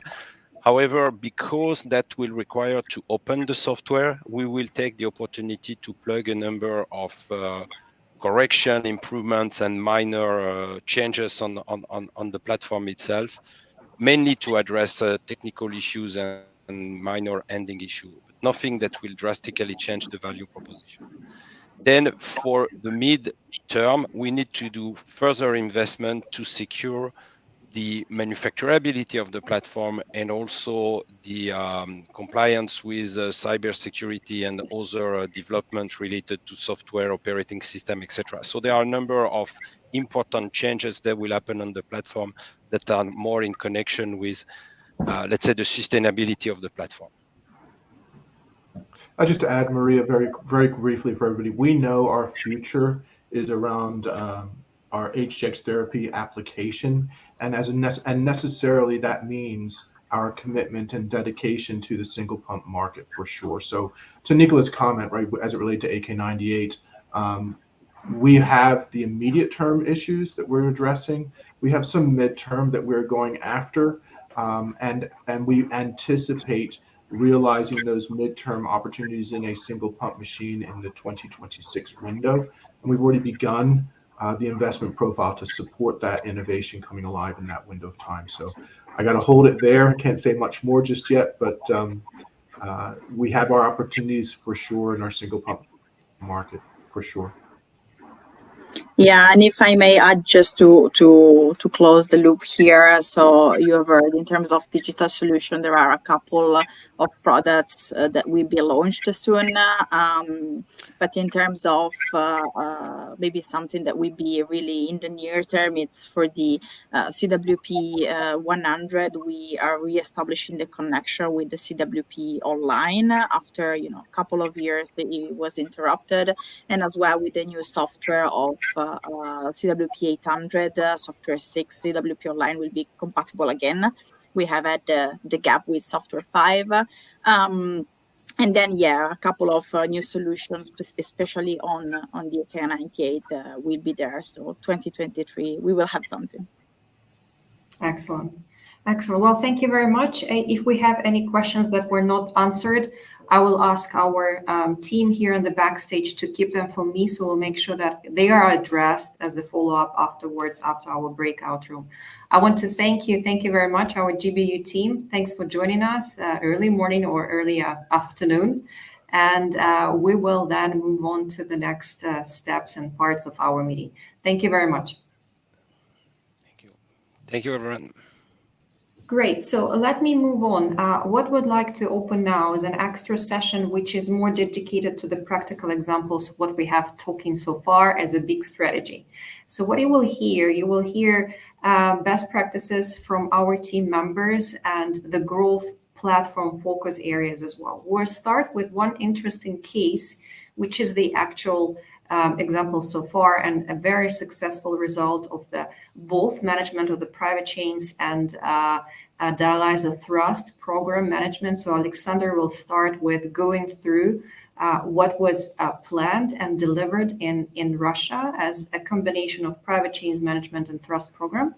And then we will move on to B24, what you can expect from HDX and dialyzers work to make this therapy closer and more acceptable. And then we follow this B24 bigger initiatives and long-term strategy with more practical focus areas on where is HDX today and what is HDX in the language of the global footprint, tools available, and the vision for HDX specifically in Theranos from our GBU team. So let's start with private chains and thrust. Thank you so much, Alexander. The floor is yours. Thank you. Thank you, Maria and colleagues. Thank you very much for invitation and the opportunity to be here and share our experience in thrust project implementation in private chain channel in Russian Federation. Please. Our sales story with private chains began in 2019 with sale in a small private chain in $0.6 million per year.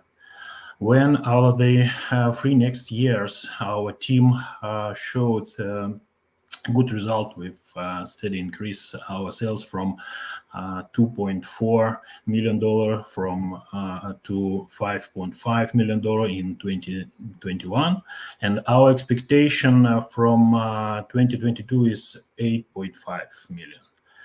And pay attention at our very interesting milestone in August. We sold $1 million per month, not per year. And what is the key factors of our success? First of all, people. Dedicated private chains team, high professional, well-experienced team that never give up. Next is a high customer focus and individual approach for each customers. We discuss with our private chains not only price for dialyzers or bloodlines or needles, we discuss cost of procedure. We discussed cost of procedure and we discussed expectation of clinical outcomes if private chains start using our routine suppliers, our disposables. Sales approach based on cost efficiency, as I said before, and we try to provide attractive cost per one procedure, per one patient. Of course, commercial flexibility. Of course, Baxter reputation of reliable partner.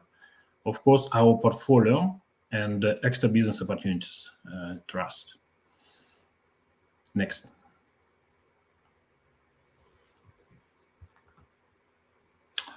Okay, what are the key challenges of Russian HD private chain business, private chain market? As you know, private chains are 70% of total Russian market. And we can divide all private chains into the two groups, captive private chains under umbrella Fresenius, B. Braun, and etc., and non-captive. Non-captive private chains is a Russian local legal entity without umbrella of foreign company. It's only 15 private chains are non-captive, and they are our potential customers.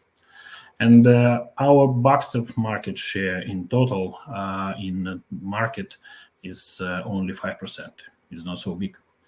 Private chains are extremely price-focused, extremely price-cautious customers due to special reimbursement system in Russia. And the private chains in HD, it's a very, very high competitive business. Private chains compete to each other for patient's floor, and suppliers compete to each other for sales contract to private chains. And of course, COVID decreased the flow of new patients and dropout in 2022 dramatically. If we can see a next picture,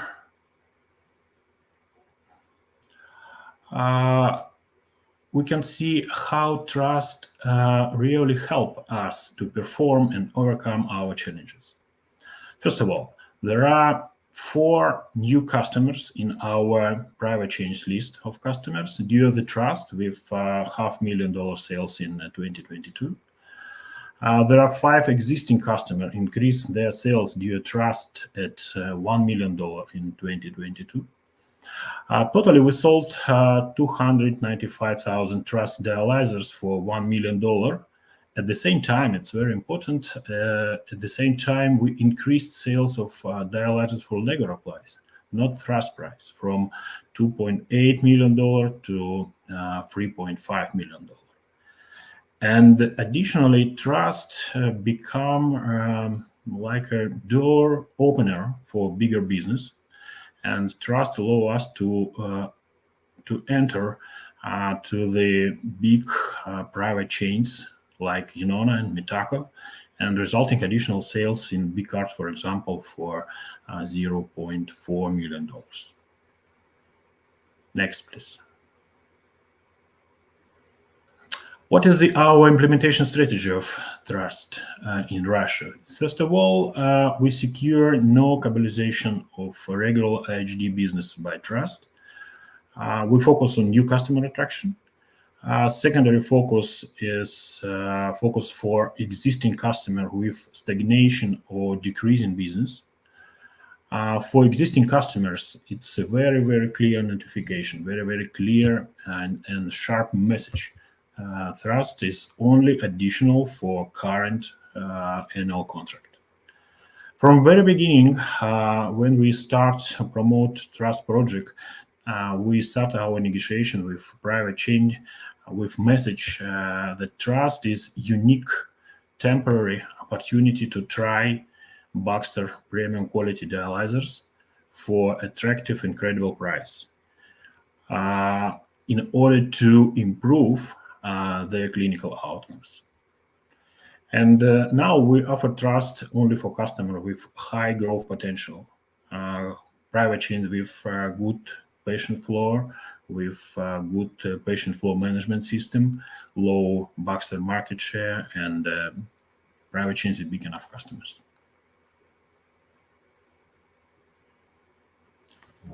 That's it.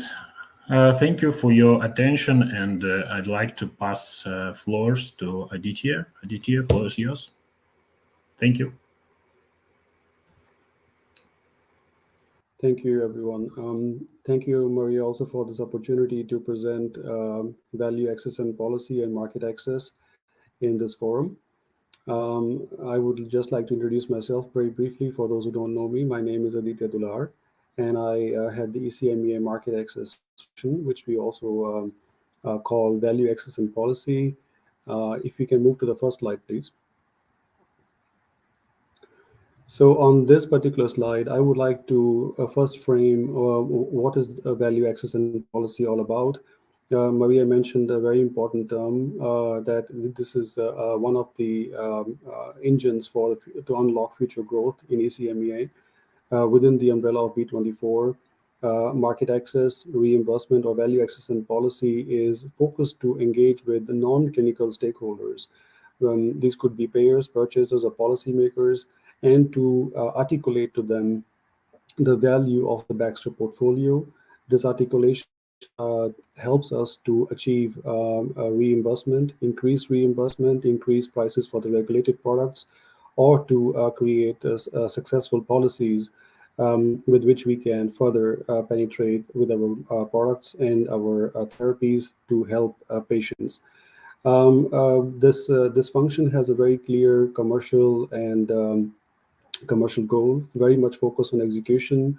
We aim to deliver 17 million by the end of 2024 through the different activities and projects which we are having in our pipeline. And one of the GBUs and one of the focus areas we have is in HDX, which I will talk more in the next coming slides. So there are a number of ways in which we can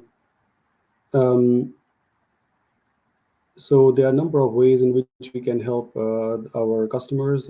These are you. These are the people, salespeople, commercial marketeers, all across ECMEA, and that is through getting product and therapy reimbursement. We also work on conducting health economic analysis to differentiate ourselves at the provider level. We also engage with the payers, MOH policymakers, to help also the localization projects and to achieve favorable policies for us.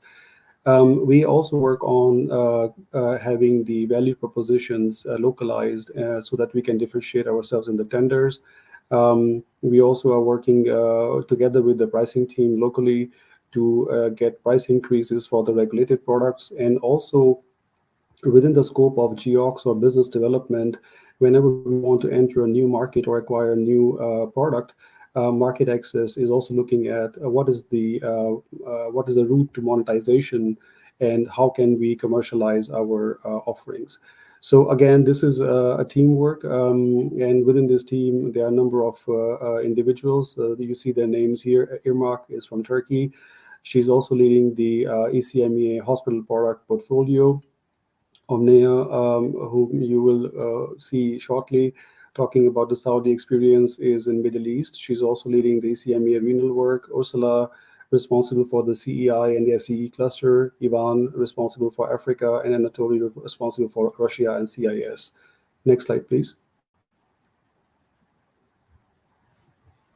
So now, why do we need market access? Why do we need value access and policy? So I just would like to, in a very simplistic way, frame it that there are a number of challenges in our ecosystem where we work in the external environment, and these are no surprises to anyone. Our healthcare systems are going through huge budget constraints. First we had COVID, now we have inflation or currency devaluations or some other challenges. There are geopolitical risks. And what happens with that is that the willingness from the payer perspective to pay for new innovation gets very much challenged. the hurdle to cross that willingness to pay threshold becomes even higher. Also, in our external environment, we see that there is an increasing presence of outsourcing companies and group purchasing organizations that are purchasing for a whole country, or in some cases for multiple countries. And this is also putting a lot of pressure on the price. So within this ecosystem, every company, not just Baxter, they want to monetize their innovation. They want to increase prices for their products. And for us, it is important as market access that how do we differentiate ourselves from the others, from the competition. And the way to differentiate is what you see in the middle part. We call this the value equation. Within the world of health economics, market access, value-based healthcare, um, the payer, the policymaker, and the purchasers, these are non-clinical stakeholders who look at what is the value a product or offering is bringing to my healthcare system. And there's a simple equation for that. They look at what are the outcomes, what are the patient experience, and what is the direct and indirect cost of that. So we are working on different projects across all the different GBUs to look at how can we articulate this better to our stakeholders, and by doing so achieve the points I mentioned on my first slide to help us grow in ECMEA. So within B24, we are focused on PD, HDX, and acute, plus hospital product portfolio. And we want to demonstrate what is the economic value, what is the local affordability, and also addressing the inequity of reimbursement, access to the therapy and our offerings, and of course, driving the favorable policy. Now, we are not working alone or in isolation. We have a very strong regional team. We also have great collaboration with Western Europe with the team of renal care, David Wallen. We are also working across other regions as well, depending on the opportunity. And we are also very thankful for a very strong global collaboration with Susan Barrett, Kelly Lester, Olga. Great team, and it's always a pleasure to work with them. And we have a very strong local execution on the ground. Next slide, please. So now let's focus on HDX. As we discussed that, how do we unlock the potential growth for HDX? Of course, there are many elements from market access that we can drive. There are two main strategic priorities for us. One is to get how do we differentiate Terranova within the tenders to defend our price premium and to get a price premium. This is in Saudi Arabia and Serbia. And the second point is how do we get a differentiated reimbursement for HDX as a new treatment modality or as an add-on payment in Czech Republic or in Russia. Now, over the last 1 year, I've been here in ECMEA. We have met a lot of payers, policymakers, customers, providers, and some of the points that they are telling us what they need to see more from us is, do we have examples of success stories from other countries? How about the clinical benefits of HDX versus HDF? Do we have a payer budget impact models? How can we show to the payers and the providers the economics of using HDS and how will it benefit them for their budgets? And of course, presence in the clinical guidelines for Russia. Next slide, please. So here, I just want to, being a very simple mind myself, I just wanted to show to you how do we work in the value access and policy function on different projects. And this is a very simplistic view to articulate that whenever we start working on a project, this idea can come from a sales team, this idea can come from our own team or from GMs or from whomever. And we first of all discuss with the team, what is the objective of doing this particular program or this project? We then work with a cross-functional team. This is very important to highlight that we cannot succeed without the support of the medical team or the commercial team, marketing team. And this is where we then bring everybody on the table to agree on that objective and then to say, okay, what is it we want to do going forward? We then create a project charter. We secure the budget for those projects. We put a project manager in place. We also then split it by accountabilities and having a very clear timeline in execution. We then work with also external vendors So in this project initiation phase, we select the companies externally who can partner with us, who can create localized budget impact models and other health economic analysis for us. We bring all of those insights to the team, and together as a team, we decide on the best course of action. And then we start working towards creating a reimbursement dossier or some kind of a value dossier or some kind of a toolkit for the tenders, anything that needs to be done. Then it's submitted, and then we wait for the decision from the payer, purchaser, or policymaker, which is obviously not in our hands. And but we keep on managing that so that we can accelerate our execution. You see here on the slide 3 projects from 3 countries: Czech Republic, Saudi, and Russia, which I will touch in some detail. And Saudi project will be touched by Mehsoob, Ayman, and Omnia in the coming slides. Next slide, please. So let's talk about Russia. It's a great example and a great work done by Anatoly and the team, and of course with the great support from Alexei. Again, I will not talk more about this slide in more detail, but just want to show to you that this is a very complex process of getting a new reimbursement. So in Russia, HD is reimbursed, but we are aiming to create a differentiated tariff for HDX. And you see that there's a journey to get there. It's a multi-year journey. It's a journey that requires quite some significant investment. But once we get there, the results are fantastic. That's the growth we want to unlock for ECMEA. So the first step is to get HDX listed on a nomenclature list of the MOH. We then have to work with the clinical stakeholders to get it in the guidelines. We then have to go through different commissions at the MOH level to get these approvals. And then there are additional steps needed to create the tariff at the federal level. And once that is created, then we have to go to the regional level. So you also have to keep in mind that in Russia, we have the federal level, which is the national level, but there are also many regions where we then have to work so that that federal tariff can be implemented and further developed. Next slide, please. And so this is another way to show what I said on the first slide, that here is a time frame. And as I was saying, that for each and every project that we have in value access and policy, we have a clearly laid out project charter. We have a clearly laid out objective. We have clearly laid out a time plan. We also have a clearly laid out commercial impact that we work with our commercial teams to understand that if we are able to get this done, what will be the impact for ECMEA? So, and again, with a very strong project management and execution on the ground. I just want to show to you that where the team is right now. So we started working on this project in the beginning of the year, towards the end of last year. And the team recently did some very fantastic work to get HDX included on the nomenclature list. We are waiting for the final decision from the committee, but a lot of work has been done. And you see a number of stakeholders which were involved, from the medical societies and from the MOH side, to get this resolution in place. And we will, in the next step, start working with our global budget impact model to localize the pharmacoeconomics for HDX versus HD. We will then work towards clinical guidelines update and then creating the tariff for the federal level and eventually at the regional level. So again, great success story and great work from Anatoly and his team in Russia. Next slide, please. Here, another example from Czech Republic. Again, the slide is a bit busy, but let me walk you through it. So in Czech Republic, we have HD and HDF tariff, and we are aiming to create a differentiated reimbursement for HDX as well.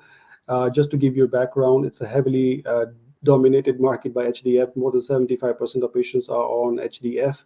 Our profitability is slightly lower because we are selling Terranova under the current HD tariff with a substantial discount. So of course, this is not good for us. And going forward, we want to change it. And the way to change it is to increase the tariff bucket so that we can allow the providers to charge to get the money from the payer and for us to price that. Now, here, a very strong commercial impact. We are expecting the decision from the MOH in beginning of 2024. And you can already see that a substantial impact as of 2024. Now, we have had a very interesting journey for Czech Republic. We used the global budget impact model. We localized it with the local epidemiological data, with the cost of the treatment, and also with the hospitalization resource usage. And the result was very, very good. We presented that result to the biggest insurance company in Czech Republic, the VZP. They encouraged us to create an add-on reimbursement model for Terra Nova, which we then discussed with the National Society of Nephrology, and they did not like that idea. So they declined that approach. So the path for us, the plan B, which we then immediately put into action, is to create a national therapy code and reimbursement tariff for HDX, which is a longer journey, taking more time. And the team is working, and Ursula is working on this with the local team, with the BU heads and the commercial team, to make that submission by the end of this year. There's a waiting period of 1 year before we get the decision from the MOH, and we're expecting in the beginning of 24 a positive decision, which will help us unlock that growth for ECMEA. Next slide, please. I also would like to talk briefly about Serbia, because this is a very good example of how we can work at the provider level, at the tender level. You saw the previous two examples were looking at the payer perspective, where we have to adjust the reimbursement or create new reimbursement. In case of Serbia, again, I would, I think, just say that the team was able to win a tender, a 60,000 unit tender covering 2 years with a very good price. And why is this example so unique? Normally, what is happening that when these tenders are getting created, they do not differentiate between different dialyzers or different membranes, which makes it very difficult for us to compete and to position Terra Nova, because Terra Nova is coming with a higher price. And therefore, to differentiate it, it's very difficult to do that. There's only one lot in that tender.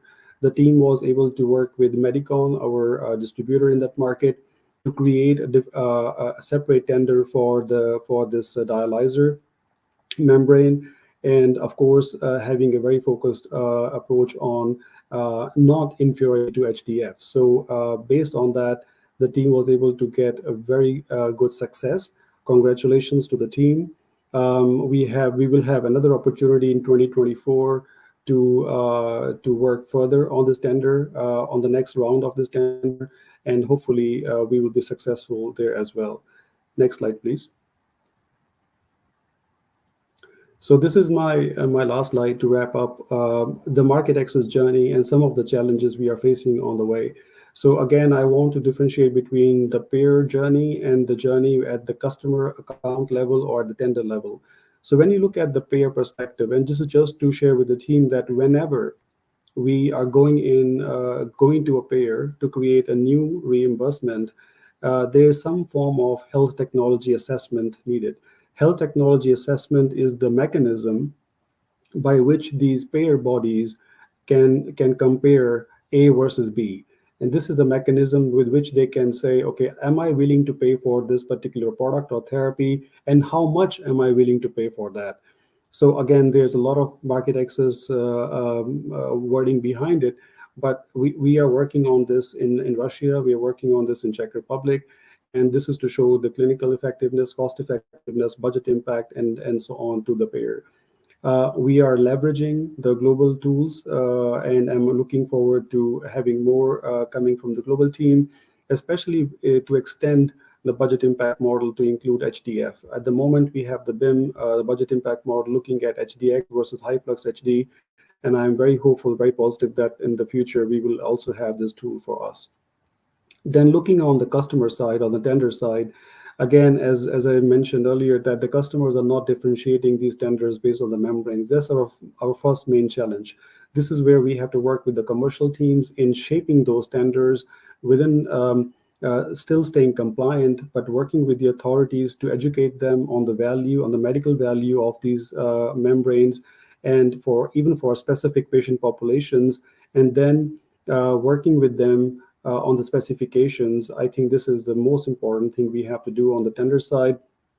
Again, one of the other learnings we had is that the customer not willing sometimes to pay for better outcomes. It sounds very strange, but as we heard from the previous presentation as well, that the private sector is very cost driven. They're very cost sensitive. So we have to also work with them to show the benefit of Terranova, starting with some specific patient populations, populations which are having a higher burden of disease, or having a cardiovascular comorbidities or metabolic syndrome diseases and so on, to as a door opener. And once we show the value, we can expand to other patient populations as well. So again, I would just like to say that execution is the key here. The market access team is focused on execution to unlock the future growth for ECMEA. It is a multi-year process. It's a medium to long term where we can show the impact to the organization. And collaboration is the key for us to succeed here. And we are very thankful for having a great collaboration all across ECMEA. Thank you. I will hand it over to Olga and Susan for their presentation. Thank you. Thank you, Aditya. Very nice to hear all the great examples that we have seen in ECMEA recently. And well, I'm very happy to be here with you also for us to talk a little bit more about our goals for HDX market access and market development. I am happy also to share the stage today with Susan Berek, my great colleague in market access. She is leading with me different ideas, scenarios, strategies for us to help the team's initiatives across the globe in terms of market access for us to make a reality the market development for HDX. So let me start with the initial part, and if we go a couple of slides later, we are going to talk about the plan for today. So we are going to start with the strategic approach for HDX. Tony started a little bit of that, but I'm going to be creating the framework for the session today. Then Susan is going to take us through the market access details for us to come back again to the market development conversation, and we are going to finish with the analysis about the competitors landscape. Please feel free to add your questions in the chat, and we are going to answer those at the end when we have our next panel. Okay, so we can go to the next slide. And while we get to the first one in terms of content, yes, thank you.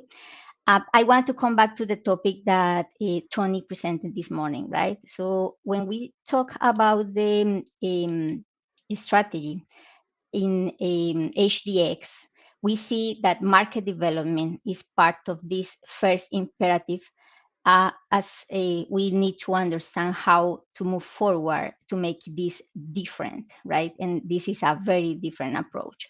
When we go into the details in the next slide, we are going to see, when we frame the conversation for today, that you and I want us to think about this, and please, each of you there, you that are listening to me now, please think of this possibility. What is the meaning for your customer and for your market? Can you go to the next slide, please? For your market and for your customers, in terms of market development, to have a favorable policy and reimbursement. What is the meaning to be educated on the value of HDX and to be recognized as a therapy, HDX, as the new standard of care? What is the meaning of that for your customer, for your market? We say here in the slide globally. Yes, I want us to think about that individually. What is it for me? What it requires from me, right? And let's think about that during the presentation, but also that's my invitation for us to be able to achieve that goal in the future. So what is this? Why is this a different approach, and why is this required? If we go to the next slide, I'm pretty sure many of you saw already this image, right? This diffusion of innovation theory that was presented back in 1962 by E.M. Rogers, but is still very valid. What it shows to us is that the researchers have found that when we start with a new therapy in a market, we are going to see the innovators and the early adopters taking very, very fast the idea. And I am pretty sure you have identified those champions at the account level, but also in the country level. You have seen who are those doctors or those stakeholders that are ready to try something new, that are happy to do something new and to receive a new idea and to implement. We are in many markets already in that moment in which we need to achieve the early majority. And for that, we need to cross a possible chasm that we can see. When we go to the early majority, these doctors or these stakeholders are the ones that are waiting for others to lead the way, waiting for others to create the evidence, waiting for others to create the guidelines, waiting for others to create the reimbursement. So we need to move forward in the steps that we need to cover for this to really appear as a market development approach in the market. And that requires an additional approach. So let me go to the next slide that I am pretty sure also a few of you already know. And we have talked about this in our Power Hour quarterly, but it's not never enough for us to remember what is the concept for this sustained competitive advantage. What is the business objective? What is our goal? And this takes 3 steps that I want to describe here. The first step is there is an unmet need, right? And we identify the unmet need as those large mineral molecules that are not currently removed by the current therapies and are creating problems for our patients. And we are going to talk a little bit more about that later on. The second situation that needs to be in place is that there is a new technology, yes, and that's what we are offering with Terranova. A new technology that is able to offer also a new therapy, which is HDX therapy, and the value proposition around that related to the evidence that we can demonstrate to the market when we say this is a technology that has proven results and here is the evidence. The third topic that is as equal as important as the other two is how we see the surround sound in a valid in the country already or in the market. So if you see in the top of the slide, what is the surround sound? Is when the customers advocate for Baxter and for the therapies we offer because they trust, they believe that we develop those solutions with this scientific understanding. We understand the problem and we provide the solution. And when that's really understood by the market, that's when they are starting to think differently and to consider new things when we are presenting the evidence or presenting new ideas or challenging even different status quo in the country. For that, we need 2 things: market development and commercial excellence, because that branding and that messages, those messages that are required for the market to understand the unmet need that they need maybe never before identified. And for that market to understand how the new technology covers that unmet need requires the expertise of these 2 approaches, market development and commercial excellence. So let's go to the market development one. And if we go to the next slide, we are going to see that this requires also a team approach. Can we go to the next slide, please? And we can say that branding and messaging starts if we go to the top, to the bottom part of the slide. I'm going to move clockwise. So let's talk about the communications and advocacy. What is that? And I want us, again, this is a request for each of you that are listening to me right now. Please take a seat in this table. I invite you right now to take your seat. Which is your place? Because we need to be here as a team, and as a team identify who is going to do what. And I am not talking just about the policymakers and how we create the reimbursement. I'm talking about each single stakeholder that needs to understand the next steps or needs to understand the unmet need or the technology behind Terranova, or need to be educated, or need to be sure this is really the new standard of care. So what is needed? And let's go through that table. In terms of communications and advocacy, what are those messages that must be communicated in the market?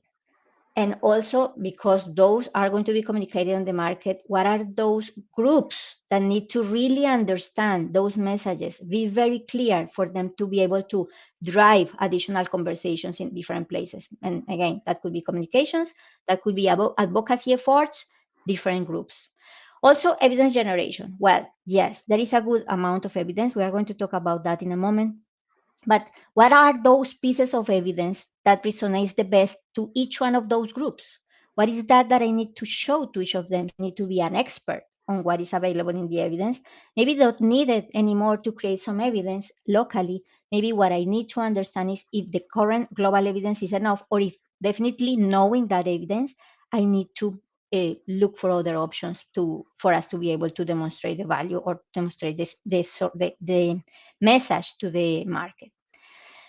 But who are the stakeholders, right? And again, in that part in the top right corner of the slide, the stakeholders mapping is very important, truly important.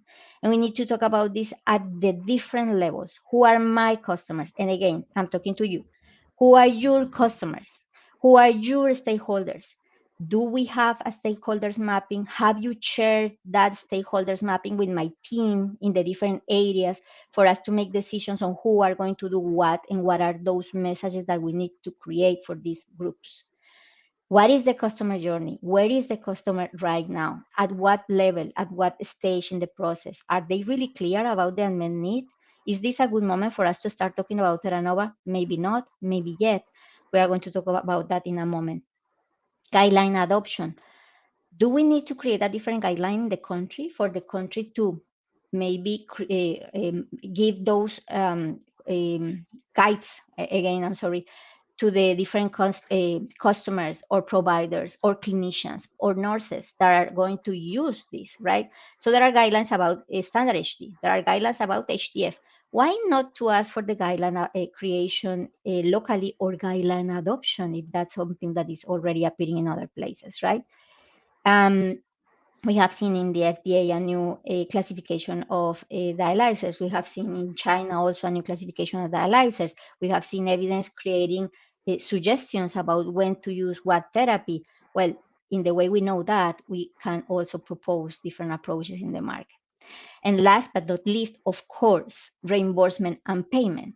So many of us know that this could be a game changer, right? If the provider or if the payer sees that it's an additional amount for them to recognize the additional implementation of a different therapy, maybe they are going to use it more, implement it more, recommend it more for the patients. But for that, we need to identify when are we going to talk about reimbursement and when we are going to talk about differentiated payment. And for those efforts, I will let Susan to drive us in the next slides for us to start thinking about this topic. And then I'm coming back also to talk about this final part. Thank you, Susan. Thank you, Olga. Can you hear me okay? Yes. Yes, great. Thanks so much. Next slide, please. We'll just go one more. So we'll do a deeper dive now on market access, as Olga mentioned. I only have 3 slides, but I think they're quite rich and with content that I wanted to cover, but I'll go quickly. Olga, I'm definitely at the table with you and the team for market access and reimbursement payment such. And it's such a pleasure to be there with such a fantastic team. And thanks to Aditya as well for his comments in his session as well. Thank you, Aditya. So what we have here is the HDX country dashboard. And you can see in the top left sort of how at Global we look at the market access activities going on around the world. And the key priorities are sort of divided into 2 sections, really a focus on the payer and a focus on the provider. And the focus on the payer is around differentiated reimbursement and achieving that differentiated reimbursement. So for example, a lot of countries have bundled payment where they get a set amount of funds and then they can use that to buy their dialysis equipment and such, including the dialyzers themselves. When you're looking for a premium payment within that bundle and you're seeking to make that case, that's where you're making the case to the provider with the value proposition and such. And Aditya showed some examples, one, for example, from Serbia, where they were able to be successful in a tender, which is fantastic. Another avenue to go about it is to get a differentiated reimbursement at the payer level. And this would be new or incentivized. It could be reimbursement payment, add-on payment for HDX. And I provided some examples here on the left, underneath that, of the countries where momentum is growing rapidly. This The list is not exhaustive. We could add more, and I'd love to add more. So please contact me if you have updates from your own country. I'd love to hear them. And of course, I regularly talk to Aditya as well. But for example, in China, they are working towards getting a new HD classification. And this is very similar to the FDA's classification in 2020. It's called the De Novo classification. So basically what happens is before you can get differentiated reimbursement, you have to show that your dialyzer is different, and then you're put in a different category officially. And then after that, the next step would be to apply the reimbursement to that category. So it's a two-step process. It already exists in the US, and China is working to get it themselves. And then, of course, in the US, we're hoping for good news next month, very close. We're already late in the month here in October on the final rule for Tiffany. So stay tuned for that, very hopeful. Then with Korea, they are in the process of educating their payers about HDX. They've adapted the global HDX budget impact model. They actually have an abstract in for ISPOR Europe that is taking place next month as well. And you can see the savings there are approximately $48 billion over 5 years. That abstract's already online. I'll make sure everyone has a copy of the poster once it's finalized and presented. They also plan to make a journal submission out of that abstract. And this is all from the global HDX budget impact model local adaptation. And I know some of the countries in ESEMEA are already looking at adapting that check in particular. They're also utilizing the HDX value dossier to create messaging for the providers and payers as well. So in Russia, just quickly, they have an expert panel resolution. I mean, Aditya already spoke to that, but essentially they're trying to get their own category as well. And in Taiwan, they have submitted a dossier to their payer for HDX reimbursement. And then in Italy, they won a tender where they were able to succeed in getting specialty therapy designation for the Lombardy tender in particular, 110,000 HDX treatments a year for 5 years. That's 10% of the HD population. And the price per therapy, including the monitor, so it's a therapy pricing, was $31.20 US. Regularly, it's around $21. So you can see the price premium of $10 on top of the regular therapy pricing. On the right-hand side of the screen, you see where we are with the countries, just as a quick dashboard. And you can see that not like most countries are working on one or the other payer or provider. And that's okay. It's whatever's best for your country. Some countries are working on both. You can see Mexico there. And that's fine too, whatever you're working on. So next slide, please. So just quickly wanted to show you how we connect as a community for market access. We have right now for HDX in particular, quarterly country sharing calls where we do some deep dives with the countries I mentioned earlier that are further along the pathway. We're sharing a lot of learnings and best practices and helping to gain momentum, and then sharing those learnings with other countries as they might request it. For example, we have monthly market access and government affairs webinars. Our next one is November 15th. It will be the second one that's going to focus on HDX. We focus on different topics in renal care. Our last one in June, the last one for HDX was in June as well. And then Kelly Lester has been leading some advocacy training. She's just started this in different regions, and there's more to come there. Next slide. And then just really want to make sure everybody knows about the tools that we currently have available, because there is a lot of evidence right now that the teams are working from. So first is the HDX GVD. It's available on the Renal Care Resource Center, and it's to be used by government affairs, market access, HUR, Med Affairs to create submissions to payers and policymakers. This is different than the marketing claims. Please don't mix them up because this one is meant more for those type of messaging for the payers and such. And that GVD is synchronized with the HDX evidence generation, claims, etc. As you can see on the screen. It's also for internal use only. I just also want to highlight some HDX specific publications based on economics and or resources. So resources meaning the paper might say there's less meds, like the Hadida Ruscu from 2022. Less med uses on HDX versus another therapy. Whereas Ariza and Blakowicz also speak to what is the actual dollar amount in savings. So those are very important publications summarized in the evidence compendium that Olga will speak to. I mentioned the HDX budget impact model and just wanted to, that's a payer model. And we also are under discussion right now to develop a provider economic model in collaboration with Global HEOR. So I'll turn it over to Olga now. Thank you for your time. And I look forward to questions later. Thank you. Thank you, Susan. And let's go to the next slide. So when we talk about the different approaches here in the tools, we also need to understand we have other tools, right, that are very related. And all these tools that we are using with Susan for these messages are also connected to the other tools that we have available. And for us to see the surround sound in the market, we are very clear. We need to have those messages that are very consistent externally, and also the internal expertise for us to be able to elaborate on those messages. So we have different approaches, strategies, programs in place as the campaign HDOs, a world of difference. And I want to invite all of you, not just the marketing colleagues, but in general, all the attendees in the room.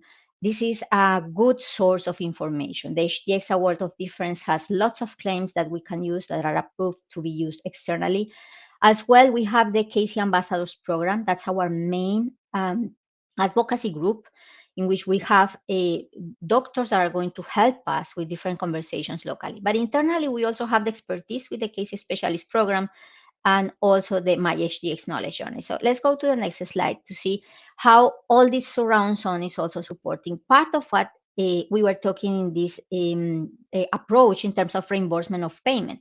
So if we are clear on those messages that we have available for the externals and who are the internal communities that we can get our supports from, we need also to understand how we are going to move in the different approaches, right? So we know, and Aditya was talking about the different efforts in terms of reimbursement, and Susan was sharing also how we are doing in terms of providers in different countries.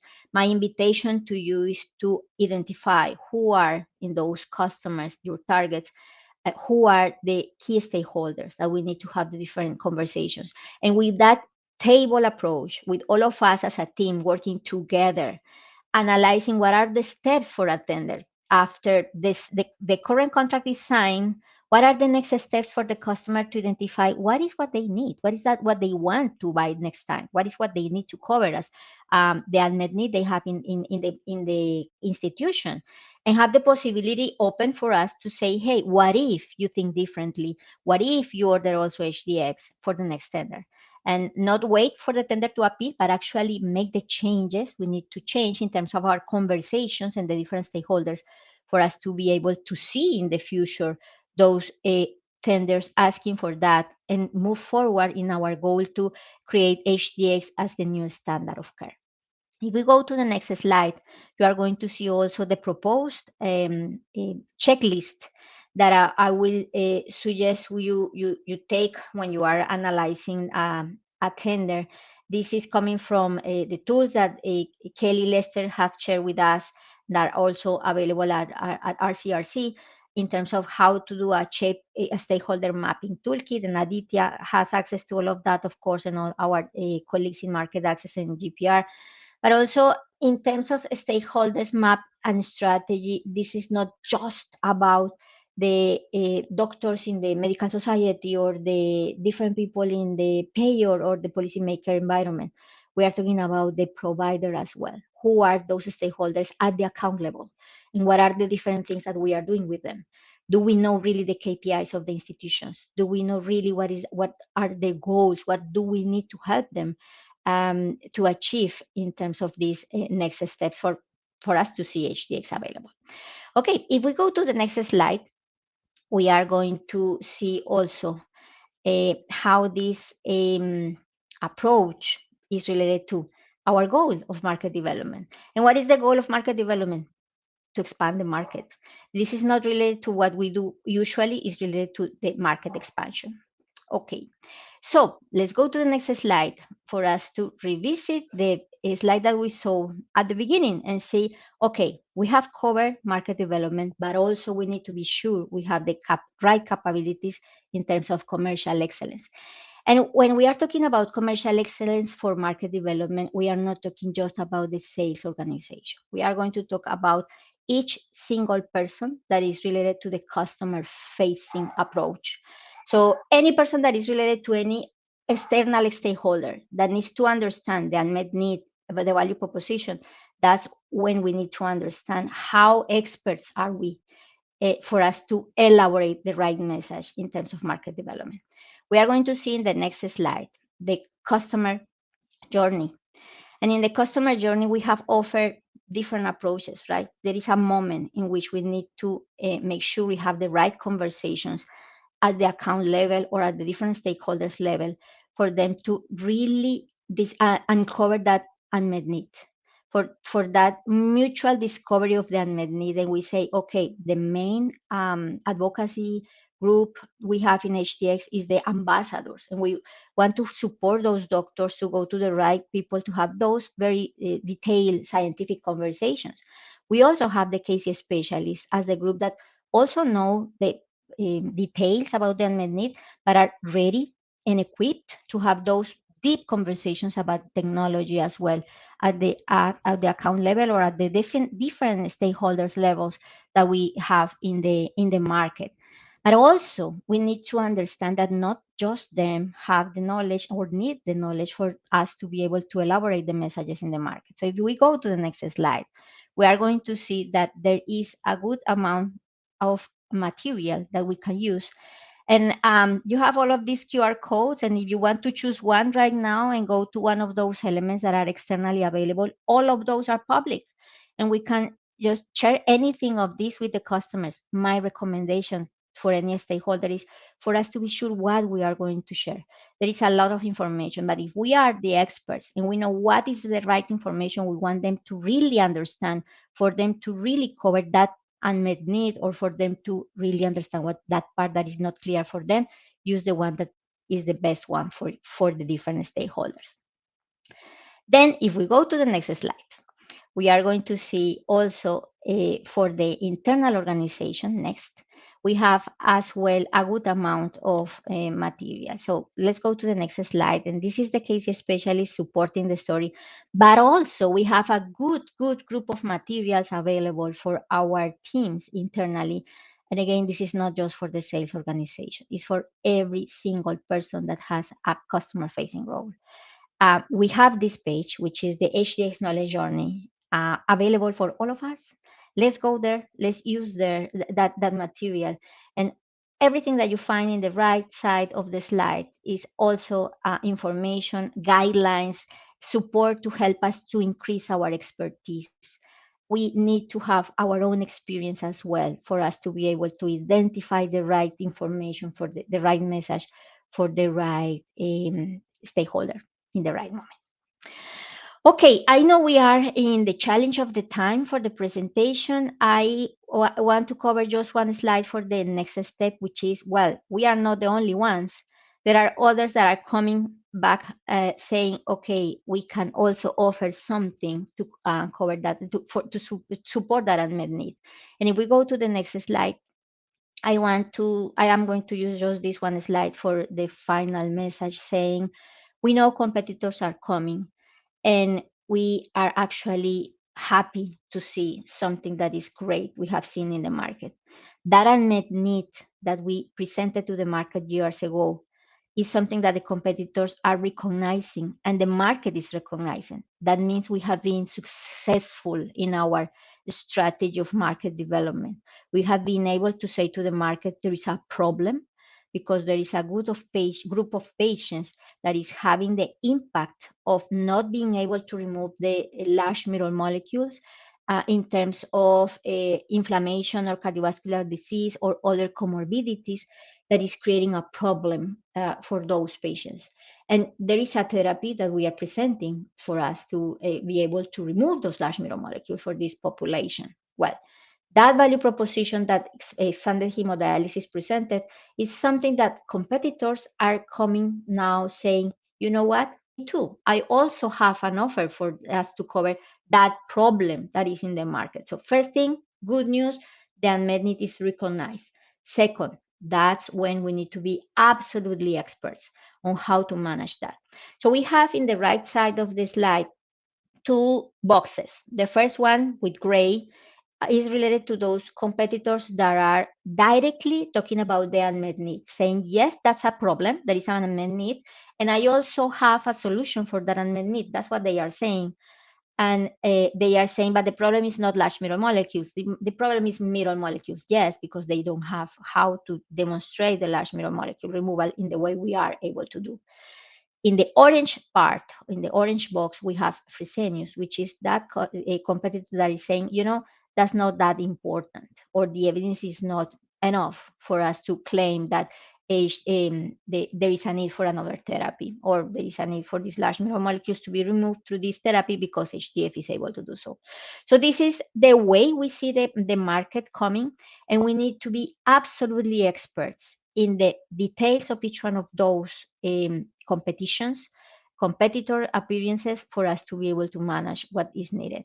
The case specialists got their certification training last week, and we were discussing about these details. So go there, talk to them, and they are going to share that with you in very detail.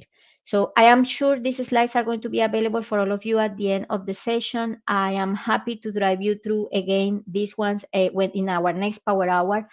I will just recommend, please, whenever you see something about competition, please go back to your marketing leaders in the region, to your marketing leaders to share, what you have seen with competition.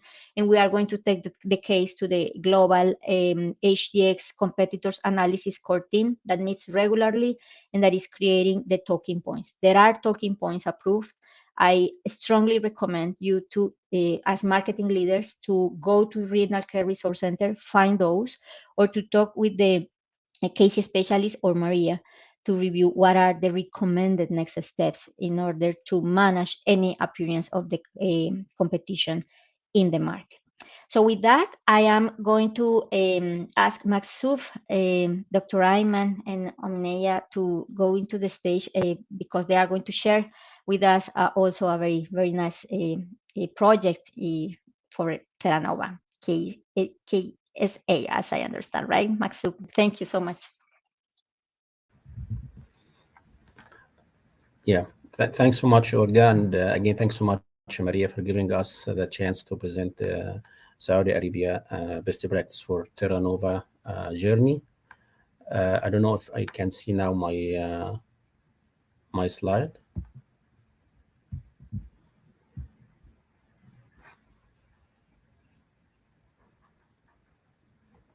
Yes, can we move to the next slide, please? Yeah, this is in brief one slide showing that what's the HDX journey in Saudi Arabia. Saudi Arabia, since the early time, honestly, it was been selected as a strategic market for HDX, and it has been approved by Saudi FDA in 2017. And then we start the launch. I can remember in 2017 and 18 in Dubai, where there is a selected market at the time has been proposed with the Ministry of Health. And then from 2019 and 21, we started honestly to expand to another market opportunity, including the non-governmental, non-MOH hospital, and even the private one. We have scored some good success in 2019 and 20 by enlisting Terra Nova in many of tenders, including the NOC tenders, which is one of the main provider now for all supply for Saudi Arabia. In 2021 and 22, honestly, we dig more about developing our resources in terms of manpowers by having 2 kidney specialists now running their activity in Saudi Arabia and as well in the Middle East. And we have 3 kidney collaborative ambassadors who are actively participating in our currently activity. And hopefully by Q1 2024, we have another 2, and by end of the day, we'll have 5 HCP, which are the doctors well known and a good reputation in terms of among the nephrology community in Saudi Arabia, as well as their experience. They have a good number of patients now using the HDX for a long time. We are expecting to go beyond, even to go unconventional area of the market, like the outsourcing project, where there is a lot of interest now from those segments to go and try our HDX for their patient and even to replace the HDF. Second, next, please. Yeah, this improved the Terranova performance, which is honestly reflected in 2022. If you can see the graph in the HDX performance, this graph shows see how from 2018 to 2023, there is significant growth every year in term of patient recruited and as well as the penetration in the market, either for the patient or the accounts. And also we can see in the average growth for the last 4 years, it's almost 55%. If you're comparing the growth of over the last years on average. HDX penetration show a very good story in all market, including the MOH and semi-direct model. We are so proud that our market share in terms of dialyzer, regardless the source of dialyzer is Baxter or not, is around 12% by 2023 and 6% in MOH and MOH segment. Of course, it's very important to know the type of the patient and the source of the patient for Terranova. It's coming from both our conversion and as well as new or added patients, because it's very important to build the preference of our therapy for our current providers or current customer, and we expanding even to other non-Baxter. And honestly, Terranova now the main value and competitive advantage to gain in new accounts in Saudi Arabia. Next, please. Next one, please. So what is the major activity? 2022 was a very productive year in terms of running the main activity for HDX in Saudi Arabia. I can just mention for some of the important events here. It's HDX Roadshow, which is conducted in March 2020, and Excellency, Center of Excellence. We have now 4 Center of Excellence who can even advocate for using of HDX in other accounts, as well as we have a very successful HDX advisory board who almost all the eminent nephrologists and decision makers have conducted and reflected positively about the future of HDX in Saudi Arabia. KC ambassador, we are in the phase of sending 2. Hopefully we can do it in Q1 2023. And of course, we have a very productive workshop coming in November. It's the first time to conduct for the Ministry of Health, as we are working in inclusion of Terranova in the formulary items. And we can see in the graph about the aspiration of 2022 in terms of patients as built. The AOB 2022 are expecting to close the year for around 650 patients. However, due to the hard work on the grounds and early detection of the opportunity, we can see that we are increasing and closing with 400 patients extra about the AOB and closing almost for 1,000 patients a year for Terranova in Saudi Arabia. Here I will give the chance for Dr. Ayman from our medical team to reflect about his experience from a medical knowledge and awareness on those activities. Dr. Ayman, please. Yeah, thank you, Mahsoub, very much. Also, thank you all for the excellent really background about Terranova. Yes, as you mentioned, Mahsoub, we had the chance of being lucky really to meet, I would say now, a large number of healthcare professionals, in particular those key opinion leaders or the head of departments of different dialysis units across Saudi Arabia in particular. And one very good example, I think, is the advisory board, if I have to mention at least one. And the reason for that, it was a great opportunity to meet, as I said, the head of the departments, the key opinion leaders, who at least some of them have already practiced Terranova or expanded hemodialysis, and some of them started to have even results. So it was also a chance to listen to their experience and learn from their experience. Equally important, listening to challenges or objections, if there are any, by some of them. And then it is also a greater chance to encourage the healthcare professionals to start research or publish their work, local data publication. So from the last advisory board that we had in Riyadh, when we met those doctors, we learned a lot from them. And we've also noticed that some of them, they were very much really pro Theranova, because they had the experience and they started to share with the other colleagues who didn't have a chance to try Theranova. So where they show how much they have experience with it and how much valuable is therapy. So this is just at least in part one of the main, I think, activities that we had. And I think it's going to have a great impact on the spreading, if you like, of this therapy. And hopefully, as we have seen in some of the accounts, replacing hemodiafiltration. Maybe one of the best is maybe Aramco, the Johns Hopkins Aramco Healthcare, who used to be really of a great font of HDF or hemodiafiltration, when most of their patients were on hemodiafiltration. And gradually they moved from HDF to Theranova, and now all their patients on expanded hemodialysis. So thank you very much. I'm happy also to pass it over to our colleague, Omnia. Thank you very much.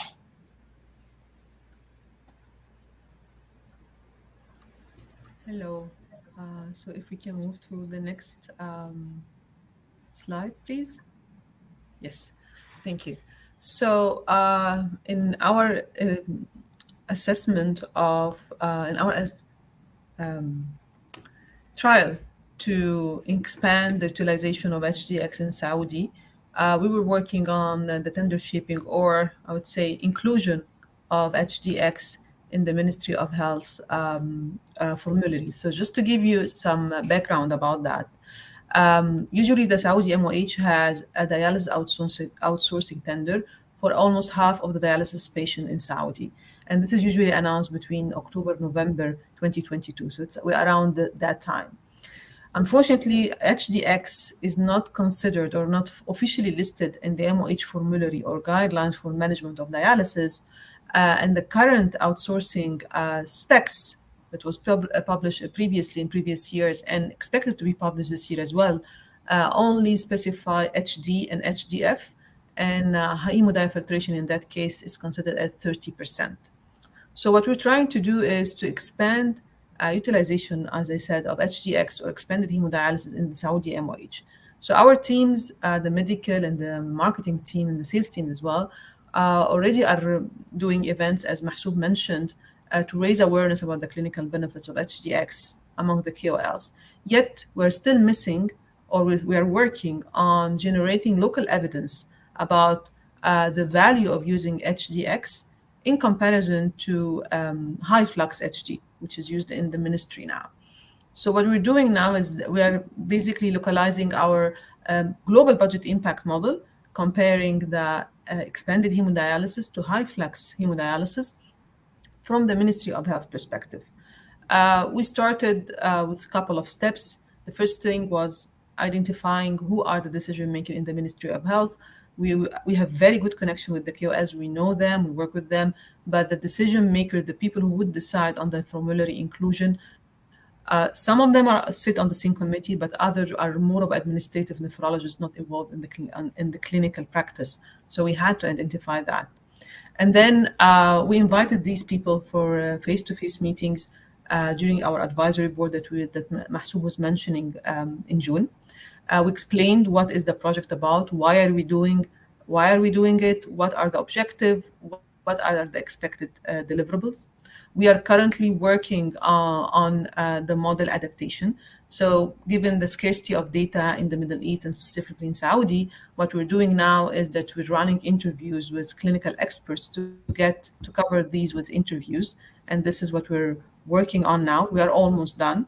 The preliminary results we got is that similar to the literature, HDX is reducing the cost in terms of hospitalization, EPO or ESA use, and the savings is tremendous, is around 14 million over 5 years. We're still adjusting some market shares about generic and originator EPO to get to the final numbers, exact number over 5 years. Our next step is an internal discussion between the different team members from different functions to decide on the price, the appropriate price that we should provide the Ministry of Health to show economic benefits in addition to the clinical benefit that we're working on. And this is expected to be done within the next 4 weeks. So in December, we will be done and we'll finalize our model and start engaging with the authorities to explain the economic benefits, hoping that we get HDX on the specs of the upcoming outsourcing tender and also on the formulary, so the internal utilization of HDX would increase. And our next step is, of course, to publish the results once we have an alignment internally and externally with our KOLs. So I will stop there, and if we have any questions, Mahsoub, if you Yeah. move to another thing. Thanks so much, Omnia and Dr. Ayman, for sharing the best experience for HDX. Yeah, I think question may be kept in the end of the discussion, Omnia, but here I'm going to close my presentation. But before closing, I would like to share that we are sharing the best practice, and best practice cannot be done without a great team on the ground. So if you allow me here to share some names of the people from Saudi team who already have the major roles in achieving this success. غزيري سلامة مصطفى سوهاجي بندر ألان أشرف علي هاني سعود هاشم زياد نادر Sam and Benedict. Thanks so much for your support, and hopefully this journey will be even more and more reflecting positively on business growth of HD in Saudi. Thank you. Now, Maria. Thank you very much. Thank you, Mahsoub. Thank you, Dr. Ayman. Thank you, Omnia, for a great overview of the best practice and outstanding results that we are all seeing now in Middle East. And I want to thank Olga and Susan and Aditya and Alexander, who were in the previous section in this block of best practice sharing and what you can expect in HDX and Theranova world coming next, sharing with us all those best insights. There's quite a lot, especially in the HDX world, that we will certainly take as a great asset to work through and discuss with the teams in the follow-up meetings separately. So here I want to welcome everyone for the last part of our call. It is a joint meeting with our cross-functional teams, and we will speak in this session for important elements when we talk about the HD strategy execution in general, and of our internal and external efficiency. And first of all, I would like to welcome to this stage a person who is instrumental, and we cannot imagine our discussions of the product portfolio management strategy further on without talking about GEOX. So Veronica, very welcome. And after Veronica, we'll talk about many other important topics, including technical service, what we can learn and benefit from the service contracts, our internal efficiency, boost, supply chain and demand planning, and much, much more. So please stay with us for the next 30 minutes, and I will wrap up with the key focus areas that we need to all align on in 2023. But at the moment, Veronica, the stage is yours. Good afternoon, global leaders. Good afternoon, ICMIA. It's my honor to be present during Marketing Summit, second year in a row, and share with you the incredible story of success and the biggest contributor to geo-expansion program ICMIA, which is renal care, specifically in Center HD. If we can share the slides. Well, we are really proud of our achievements. HD geo-expansion today is a business which brought $62 million over the past 5 years. We exceeded our initial wave one expectations by 101%, delivering extra 31 million on top of our commitment to the corporate. So we have proven that we are doing the things we speak about. We are present across all the markets in ICMIA, and our aspiration is definitely to grow much beyond LRP commitment. Within our B24 strategy, GEOX is one of the core pillars to deliver. We have new business opportunities, which we shape together and raise to global leaders. I'm talking about 7 business cases across geographies, which are supposed to bring additional $10 million incremental between 2023 and 2024. With very solid SGP, and this is 31% contribution of total B24 geo expansion, which is again the top contributor of B24. Indeed, we face challenges on the go. For example, this year, product allocation will not allow us to deliver up to 1 million of our commitment in geographies. We do speak about MDR impact, which will delay implementation of some of the medical devices. This is outside of the scope of B24. Yet, alongside these challenges, I should admit that we enjoy openness and great business dialogue with global team who are open for our discussion and help us to capture most urgent and solid business opportunities. We are confident of our success in the future.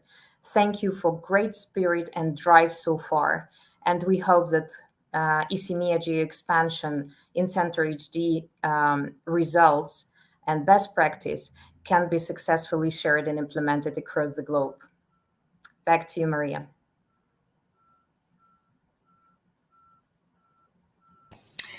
Thank you very much, Veronica. So as always, we are very in close contact with all our teams when we talk about geographical expansion. Existing cases, I think everyone is very well aware where we are with that. For the new cases as well, when we speak about HD, and you heard in the beginning of the day from our GBU team, that of course there is a certain sequence of actions, and one of those is MDR.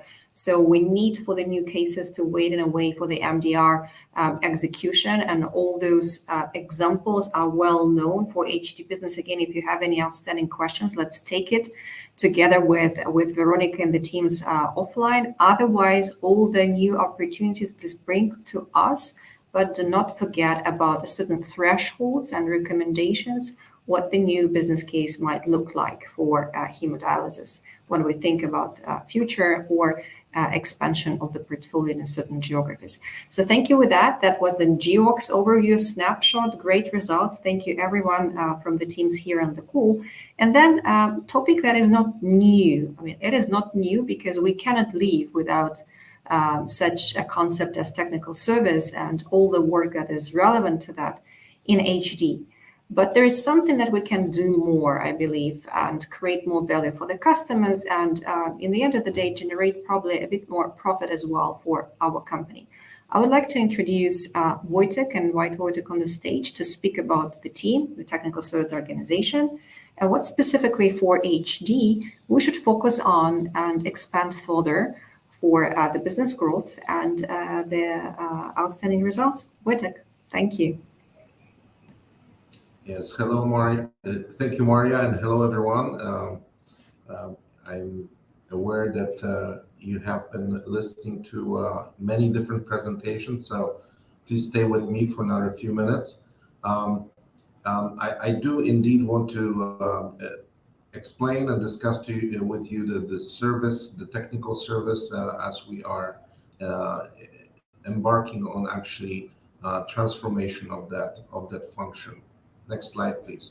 So I will touch on the new service organization that we have announced in September.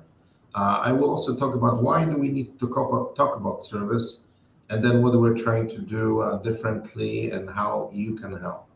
And if we have time, which I think we probably will not have much time, we'll take some questions probably offline. Next. So as I said, in September, we have announced a new service organization for ECMEA. It is probably very similar to what you were used to. As you can see, there are many familiar faces from the legacy Baxter service management team. I think when you look at this, and we have five service managers that are focusing on specific geographical area, you will see that we have decided to have a dedicated service manager for Saudi Arabia, and hence we've asked Khalid Ismail to lead this team, reporting directly to me. And again, this is because of the the size and the importance of this region. Keep in mind, the change that we've made in September is, number one, of course, we wanted to make sure that we have a clear strategy and a clear approach to the technical services. But we also have decided that all those service managers within the scope of their territories will also be managing or representing and looking after the services that are necessary for the legacy Hillrom products. So really now we have an integrated team that is able to address any issues related to any of our portfolio products. In addition, we have also introduced a new role. The role is going to focus on enabling our distributors to deliver services, as well as we'll be focusing on delivering digital solutions. So not selling, but delivering the digital solutions. So once they are sold, Ahmed Nassar was promoted to management position and is going to be able to help us to deliver the services. He brings a tremendous experience from the legacy Hillrom side regarding connectivity and digital solutions, and hence we'll be able to, on one end, leverage the knowledge and expertise from the Hillrom side. We also, and we'll be combining it, of course, with the tremendous footprint of the service organization that the legacy Baxter had. I think this will be a very strong proposition, not only for the HD business, but overall for Baxter in ECMEA. Next slide, please. So you are all very well aware that medical devices, HD devices, and any other devices that the expanded now One Baxter portfolio has, obviously are a significant investment. And you will say, well, in many cases, it's Baxter that owns those devices, and it's Baxter that actually carries the investment, and that's true. But it's still also for Baxter very critical that we approach the service and activities related to service in a way that is the most cost effective. When it comes to places where we sell devices, of course, it's also matters whether we provide 1 or 5-year warranty, because at the end, of course, the warranty costs money, service costs money, but at the end, the customers want to make sure that when they are making an investment, they are making it for a long time. You see all different devices that are shown on the picture coming again from now the combined portfolio, and some of them have lifetime of, let's say, 3 years, 5 years. I know that many in HD business are used for more than 10, 15, and even 20 years. So there are definitely different approaches to those type of situations. The bottom line is our customers expect us to support them, and they expect to have a good value for their money. And of course, they always look at the total the cost of ownership. Next slide, please.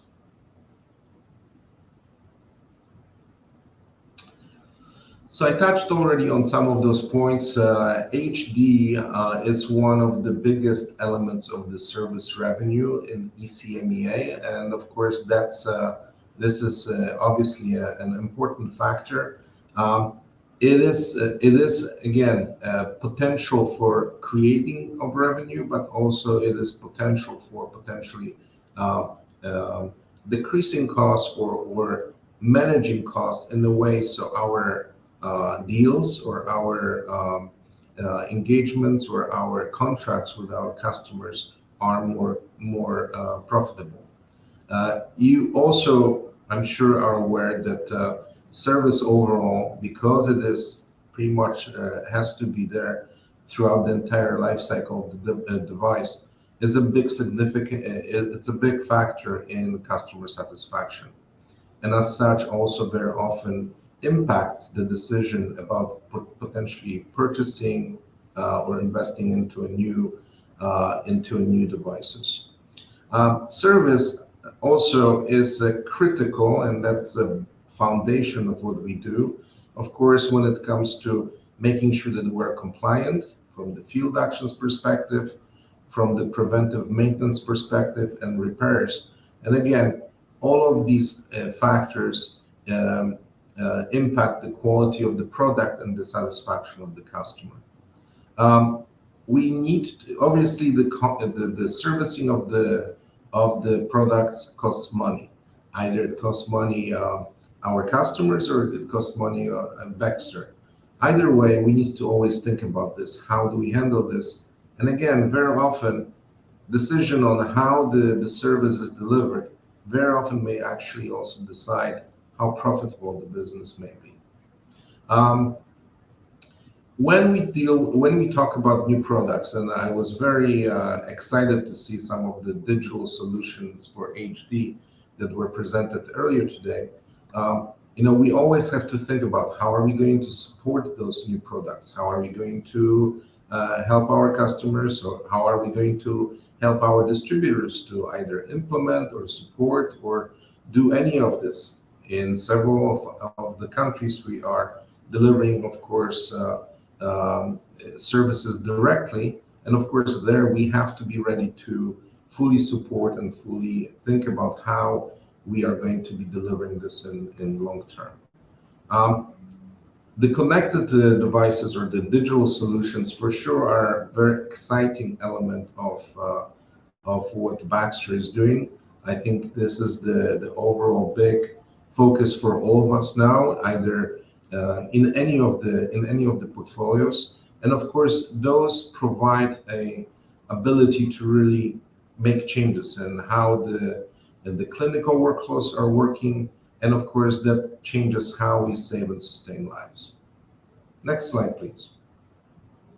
So just to wrap up, the point about what we are working on and what also you can help us with when it comes to building better service experience, and also building a better service business and revenue. When it comes to direct or semi-direct markets, we always want to make sure that we think about, clarifying our commitments, making sure that we don't overextend beyond to what we have agreed on in the contract. When it comes to sales of service, we want to keep in mind, extended service coverage should be reflected through extended warranties. Or of course, we have other types of arrangements internally, but we always have to make sure that we understand how we do this. If you don't remember anything from my presentation, I would highly and strongly recommend that you take away just one thing. PM kits usage, both in direct and indirect markets, are right now our focus on making sure that they are used properly and they are used everywhere.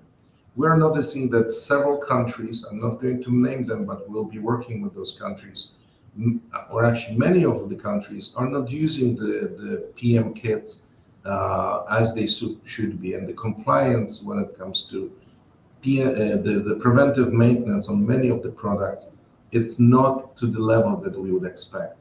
I think this of course creates the opportunity to improve the quality of the product once it's installed and sold, but also it allows us to potentially, in some cases, not always, but generate additional revenue that can help us with profitability of the business.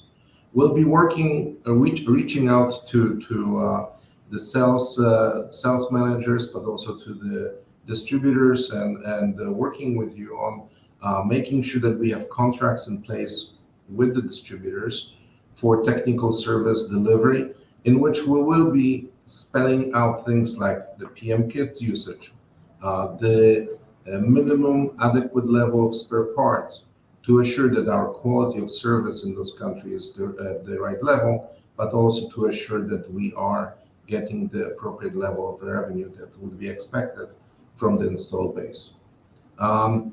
The bottom line is final point about the connected solutions.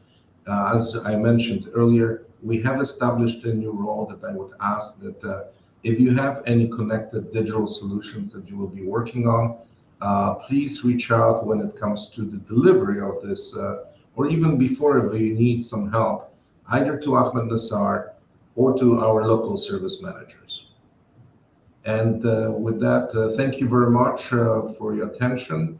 And again, please contact me if you have any questions.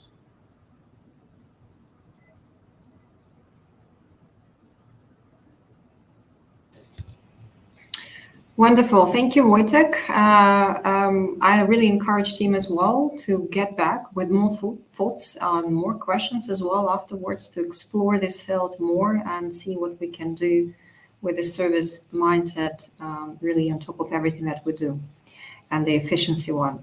Let's move on. There are 3 more speakers before I will wrap up, and a few important topics for us when we speak about HD strategy execution, whether it's a strategic view where we see our portfolio and development standing in the future, or whether we're talking about the operational topics.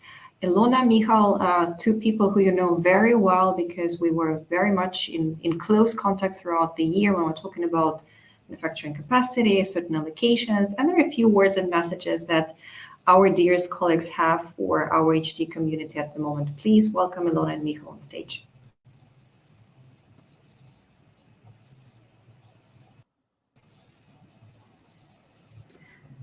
Good morning, and thank you very much, Maria, for this warm invitation for this meeting. And I will start from introducing myself. My name is Ilona Lewandowska, and I'm responsible for planning and forecasting part for ECMEA region. During today's presentation, I would like to just give you some guidelines about the planning and forecasting, key fundamentals from our world, and I will share, of course, main challenges we experience and provide some insight about initiatives we would like to take in the future to make our work more efficient and to help to provide the better forecast accuracy. Next slide, please. So maybe before I will start with the details, one point which I feel is a need to be emphasized. In general, what is the main aim of planning? Yes, what is for what we are doing this forecast? And the answer is quite simple. We want to make sure that demand signal coming from the customers is properly transferred to the manufacturing side to produce whatever is needed to support the customer needs. So demand planning team is like a bridge between the commercial organization and the manufacturing partners to make sure that the needs can be met in the requested timeframes. And starting from the first key fundamental about the demand planning process is to let you know that demand forecast is done on the unique item level. And so this is on the lowest level of details to make sure that manufacturing side knows exactly what we expect to be produced to support the commercial goals, to provide our customers products according to their needs. And in HD portfolio, we have 356 unique items to be on the monthly basis reviewed and forecasted. Next, please. As I mentioned before, we are like a bridge between commercial organization and the production partners. And in terms of HD portfolio, we are cooperating with 71 departments, both internal manufacturing side and external third-party providers. Next, please. From the geographical perspective, in ECMEA region, HD portfolio is forecasted in 59 countries. So we can proudly say that on a daily basis in 59 countries, patients use our Baxter products on the regular basis. Next, please. And our focus in demand planning is to make sure that appropriate volume of products are ready for you to make to deliver to the customers.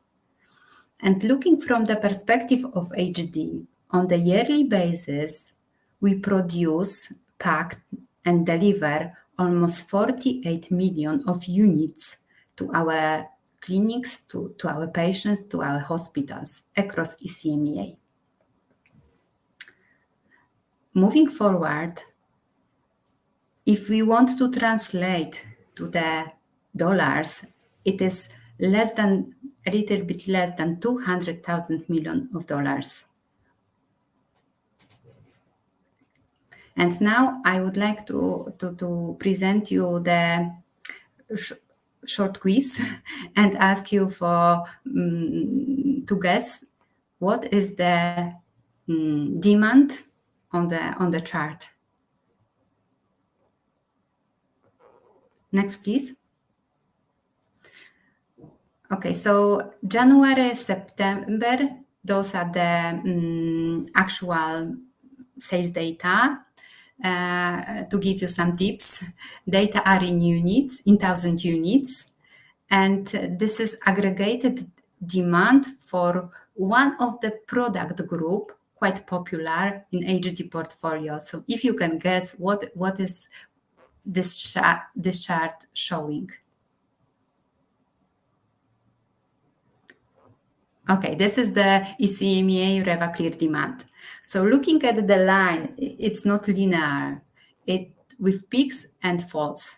So in general, making a really accurate demand forecast, it is not an easy task. And from this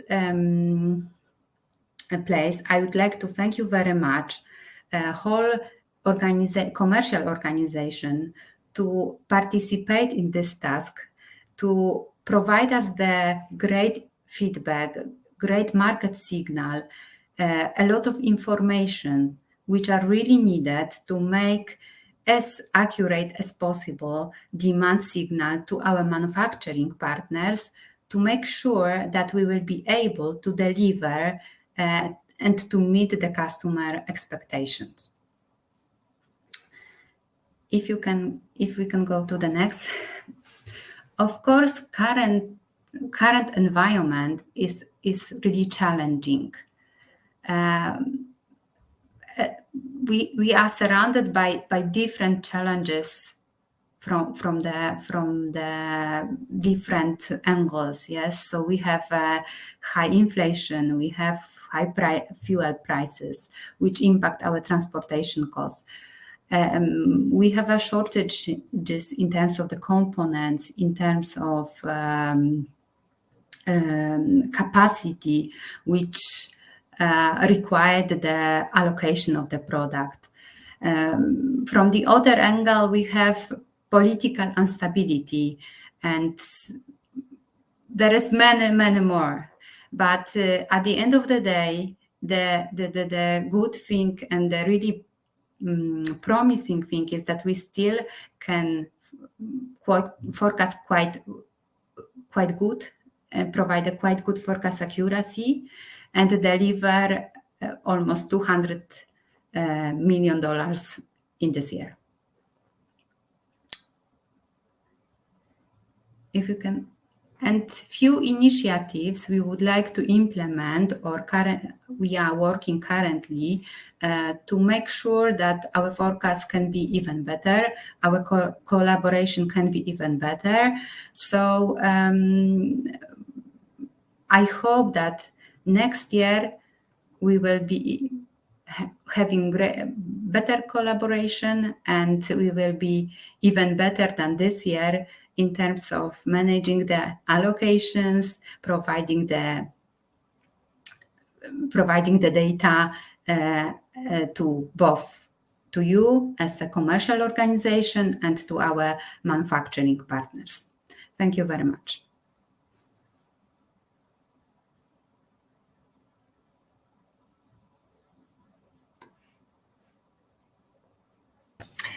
Thank you very much, Ilona. Message well heard. There is always the way how we can collaborate more across our commercial team and with all our functions, especially with our demand planners. Let's look on two more things when we speak about the efficiency, right? One is our internal one, which translates in the valuable support and the ability to articulate the strategy properly externally. And we'll speak about our training goals and aspirations presented by Adel, and we'll close this session with a focus on iFocus. You heard about it yesterday, but a little bit more about iFocus in regards to HD and what else can be done from internal efficiency point of view, boost and all the instruments that we have in our hands. The session will be closed by Slavomir. So Adel, are you ready? Are you ready to rock? Yes, Maria. Yes. So, good afternoon, everyone. I will have around 3 to 5 minutes going through the planning for the training and the learning journey in 2023. If you can just put the slides on. So, in 2022, the plan was to get as much training sessions as possible for those who require urgent training for HD. But in 2023, we will have a totally different approach for our HD learning journey. Can we go next, please? So where I'm coming from. So I'm part of the EMEA training team, where we are around 10 people taking care of all the Baxter Hillrom portfolio, and we are reporting to Jane Banks. So you will see here that there are my colleagues are taking care of the EMEA part, but I'm taking care of our beloved EMEA region when it comes to renal care, HDPD, and for acute therapies. Next, please. So what do we do in the training department or with the training team? Next, please, for 3 times. All right. So first of all, we are working on the curriculum, which means that on the product knowledge, on the competition, and on the marketing strategy in collaboration with the marketing team. So we're building this curriculum for HD, in addition to the commercial training on selling skills, negotiation skills, and objection handling.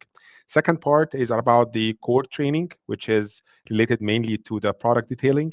And the third part is the recertification, which we have started this month, and it's going to end by this Friday. And this is a moment where I want to remind each and every one of you to finalize the recertification for HD before Friday the 28th. Next, please.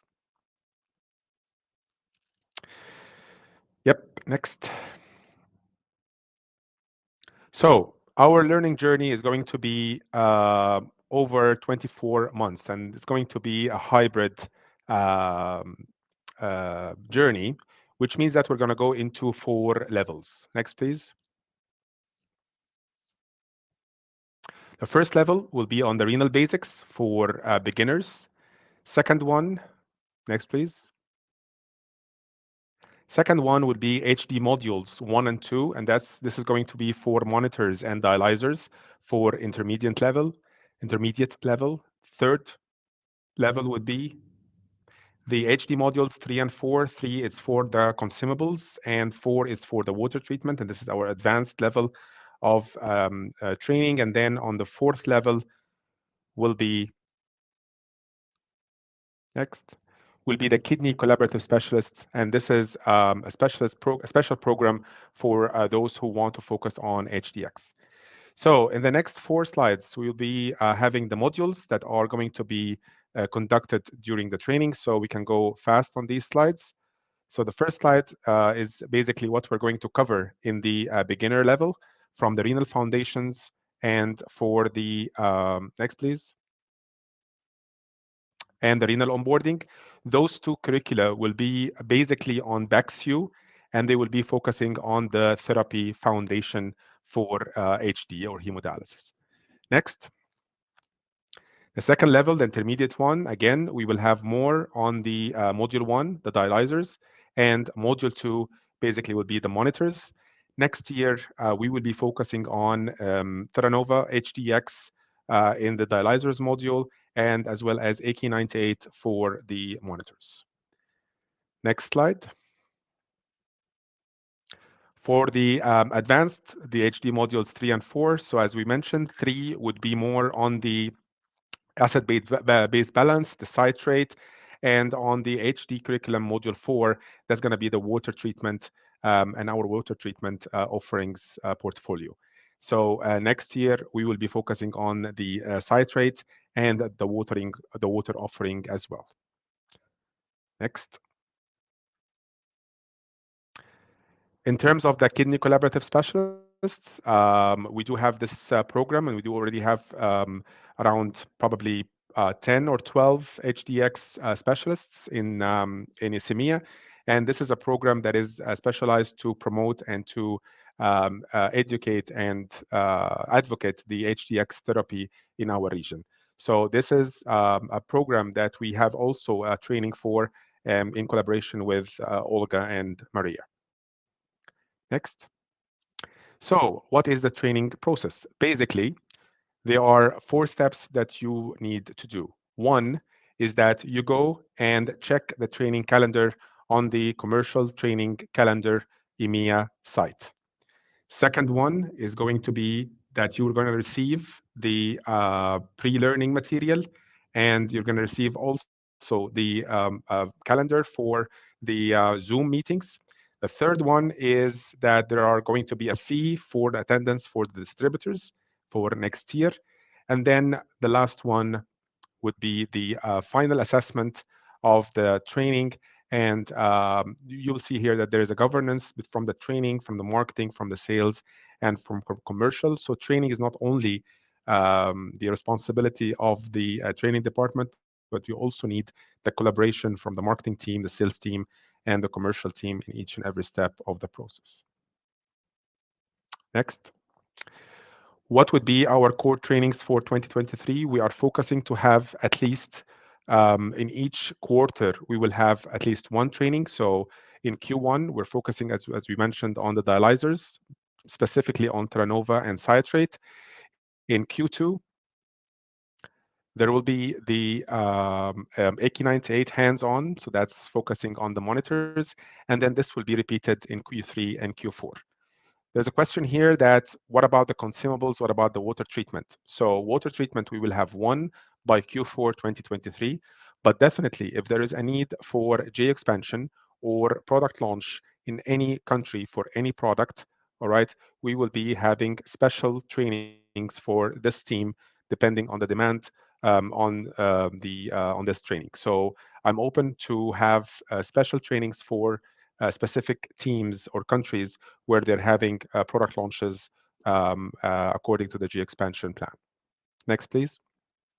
This is the most important slide here, and I would like all the the marketing and the sales team also to be aware of what's happening here. So all parts of the training are mandatory, which means that we have a pre-learning Baxter online requisites for all the attendees to finalize before attending. The training sessions needs to be attended 100%. We know that some of the people are committed to being in the field and committed to see customers, but at least for the time of the training, they should be dedicated for this. So it's the responsibility of all the participants and the managers also to ensure that they are fully dedicated for this training. The final knowledge assessment, as usual, it's the passing score is 90% or above, and it's mandatory also to receive the certificate of completion. Next.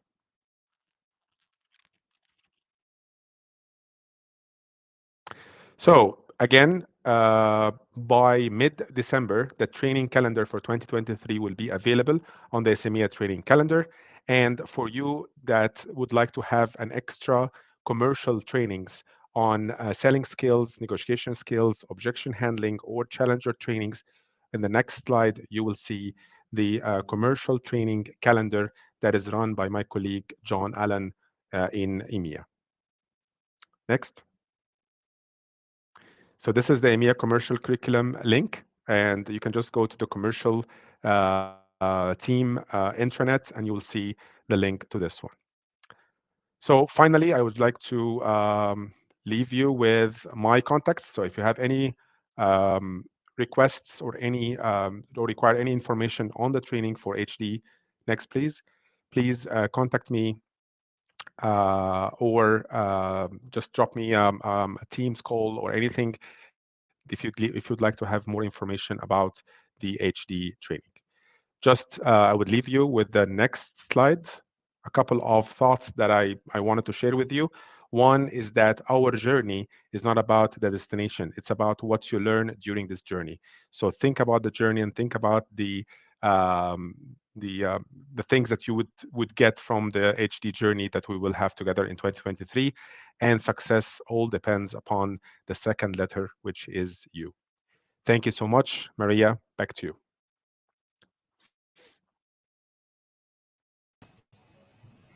Thank you, Adel. And again, what I can do is just to emphasize two key messages. First of all, please complete your certification. There are just a few more days left. That's very important that everyone is certified and is doing the best, if possible, in HD. And please, well, I'm looking forward that all the HD team will be the first in terms of the time, completion, and the score. Can we do that? I trust we can. And one more thing, for all the next year training calendars, they're all available or to be available soon with more specificity, as Adel mentioned. Don't hesitate to reach out and to double check all the training team resources. There is a lot of assets to leverage on. Okay, one more topic before I will close with a few key take home away messages. I invite Slavomir here on the stage to speak a bit more about iFocus, about everything that is happening in commercial excellence side that is helping us to do our work better, more efficient, quicker, and utilize all the resources that we have in our hands. Slavomir, very good to see you here. Happy Tuesday, and thank you for being with our teams. Thank you, Maria. Good day, everyone. So today I would like to show you a few highlights what's happening in commercial excellence when it comes to digital solutions. So let's go to the first slide. The previous one. Okay. Yeah. The previous one. Okay, so just to summarize, we have several applications that allow us to manage specific elements in the focus of commercial excellence. So there are different applications that serve a specific purpose to give us the necessary information to drive our business. As well, some of them are related to data gathering and collection of information. The one element that will allow us to view how this data affects our business and how it can drive it forward is the iFocus solution. So let's go to another slide.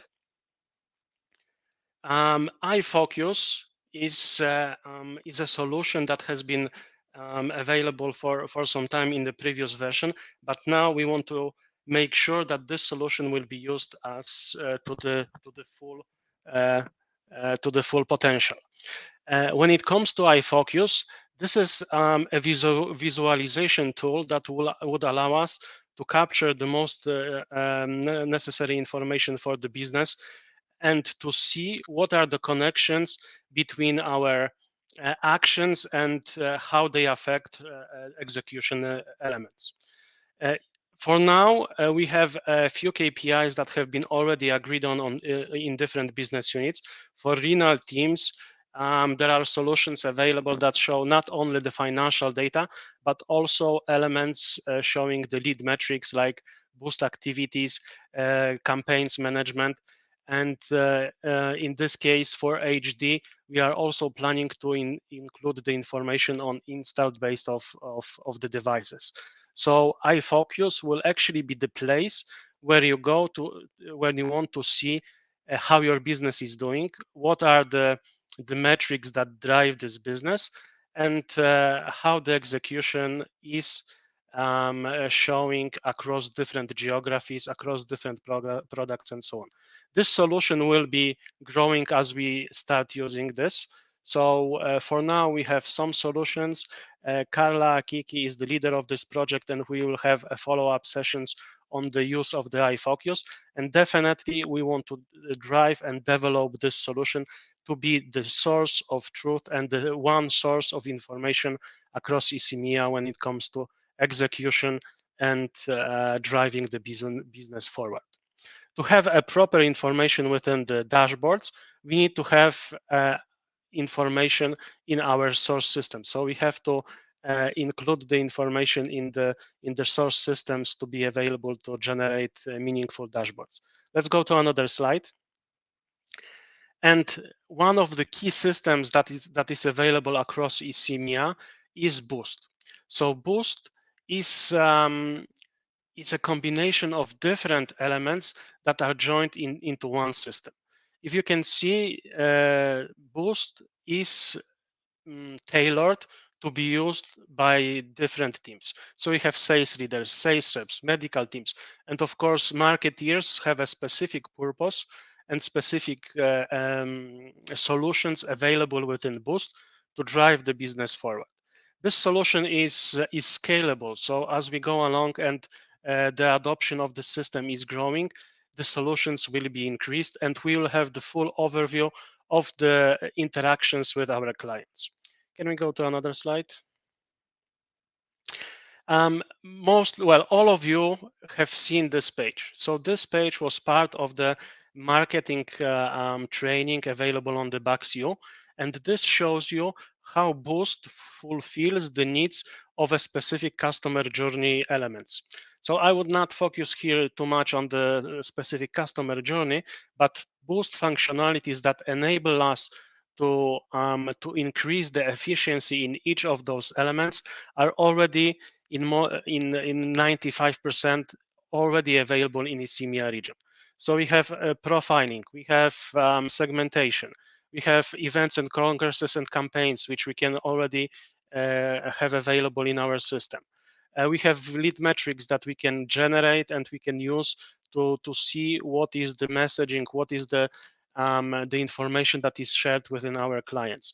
Some of the elements are now being developed, and they will be available for the teams to use in 2023. That includes opportunities. So the possibility to see what is the potential business to be gained from different accounts. Customer satisfaction surveys. So this is coming, and this is something that we'll be driving in 2023. So let's go to the next slide. As I mentioned, one of the key elements that is currently available in Boost is the account profiling. So this information is to give us the overview of the potential of our customers across different geographies and across different business units. For HD, we already have the questions enabled in the system. This solution has been kicked off a few days ago with Michelle Hermy leading this project. And the idea is to fully understand where we are with our customers and what is the potential of our customers across different geographies. So this is very important project. We will follow up on this with each of you, and definitely this will be a key item to focus on in 2022 and 2023. So let's go to another slide. One of the functionalities that is very important, and we will be also driving this in 2023, are boost opportunities. So this particular item allows you to capture information about potential business to be gained from given customer. So of course, this will be a part for sales teams, but when it comes to marketing, this would allow us to see what is the return on investment of our campaigns, of events or messaging that is being generated by marketing. So this is to allow us to see the return on investment or on all activities that are being done by, on the activities that are being managed by marketing. And let's go to the next slide. And this is a key message that I wanted to close on. All the digital solutions that we have across ECEMEA connect with Boost when it comes to data privacy. Without data privacy, we will not be able to connect remotely with any of our customers. So it's very important to have in mind that if we want to streamline and make sure that digital solutions available in Baxter are used to the fullest potential, we have to have the information about the consent and notice of our clients within the system. So to get this one, the Boost allows you and gives you a solution that drives this process forward. But to make it happen, we have to have the email address, so the connection information to our clients. So with this, I would like to close. Please, of course, this is the something that sales teams will be working on, but you as marketeers should make sure that email addresses is something that is being collected on a regular basis by sales teams, because this allows us to connect with our customers remotely. Thank you, Maria. That's the summary for today. Thank you very much, Slawomir, and thanks to all our speakers today. I even stopped counting how many guests we had. So for those of you who are still here with us, because this session is longer than the others, and this is on purpose, right? When we talk about HD, it's a very diverse portfolio. And even though we're focusing on specific things, there are quite a lot of elements that we need to pay attention in the future and to be aware and up to date of what we have as an asset in our hands to manage the business in the most efficient way. So let me wrap up with a few things, right? So first of all, what I would like to emphasize again to the entire HD team, to HD believers, who was throughout those 3.5 sessions with us. Believe it or not, we're almost done, and we're done with the session, but we're not done with an HD discussion. From now until the year end, there will be the dedicated cluster alignment sessions, even though we are already went through or in the stage to wrap up AOP for the next year, and we're fully aligned on our focus areas. There are a few tweaks and a few opportunities that we can still talk through to completely lock 2023 project and focus. Okay, let me share a few slides with you. First of all, as a reminder, what we're aiming to do in 2022, and basically, if we can click through everything that you see, all the lag and lead metrics, right? So if you remember our HD one-page strategy and all our strategic comparatives, and going back to the vision from the GBU, there is a lot of alignment, right? So basically what we speak about when we talk about HD business in ECEMEA, it is a set of metrics or the goals that are very closely linked with those metrics, lag metrics and lead metrics, to ensure that the HD is growing, it is growing profitably, and we are still keeping our market share, and we are increasing the presence and penetration in HDX segment specifically. And of course, when we speak about GEOX, which is a part of our strategic pillars, we're executing on that. So far, in the previous hours, you have heard about great results that are well recognized not only in ECEMEA, but globally as well, right? Our contribution and driving force, it's yours driving force to contribute to the great dialyzer sales performance, specifically to HDX. We heard today about HDX example of the therapy growth and adoption in Saudi Arabia, but it's happening almost everywhere, right? Across ECEMEA, in all our clusters in many countries. When you go to the HDX session recording or again back to the platform, you can hear not only HDX Warriors video from again Saudi and Middle East team, but listen to Tadeja, who is speaking about the reimbursement and the way how it was achieved in Serbia. So there are great examples of great work related to HD in general and specifically to HDX. And for HDX, it's more than one country in the global 15 highest HDX penetration. And remember the first video and the first greeting from Leanne, who already emphasized it in the very beginning. So great performance in terms of the lag metrics and a lot of work that is standing behind it. So what is driving that, right? So it's actually not standing behind it, but what is the driving force? All the actions, education, all the interactivity with the customer in mind, all the omni-channel focus that we have in our heads. So that's what we have done this year. We were aiming to achieve it. We're on target in majority of our KPIs with one slight deviation for SGP. Our thrust program unfortunately contributed to the, of course, fortunately contributed to the volume, but it dropped our profitability and significantly impacted that. So we're not at 24, we're at 23% SGP, which is a great achievement still, but there is a focus for us to look into the price increase, which is already in place, and on some other actions to tweak the execution in a way that it's completely improving the situation for HD. So let's go next. There are a few things when we look back into the months in 2022 to be proud. HDX and Theranova is one of them, as I said, tremendous growth and growth volume-wise, penetration-wise, and ASP. So we are above the target that we have initially in AOP with average selling price, again, with a great progress and increase absolutely in all the clusters, right? And you can see here in the graph who is contributing most, but it's wonderful and it's really making me very proud and happy and grateful for the teams here in ECMEA who was managing to drive this performance absolutely in all the geographies, right? So we are increasing the price for ASP and average selling price for Theranova, which is reflecting as well the value message and the uniqueness of the therapy that we're talking about. Okay, so 2022, 3 things to be proud of. Let's go next.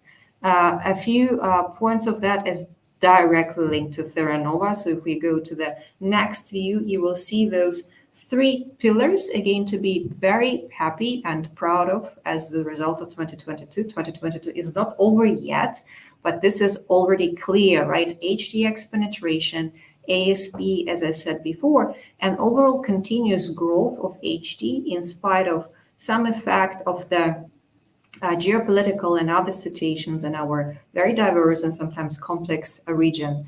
It is as well still post-COVID effect in some of the geographies. So in spite of that, we have a few things to be really very proud of as a result of your work and to look forward into the future using this as a baseline, as a fundamental to growth. So 2023, let's go next very quickly.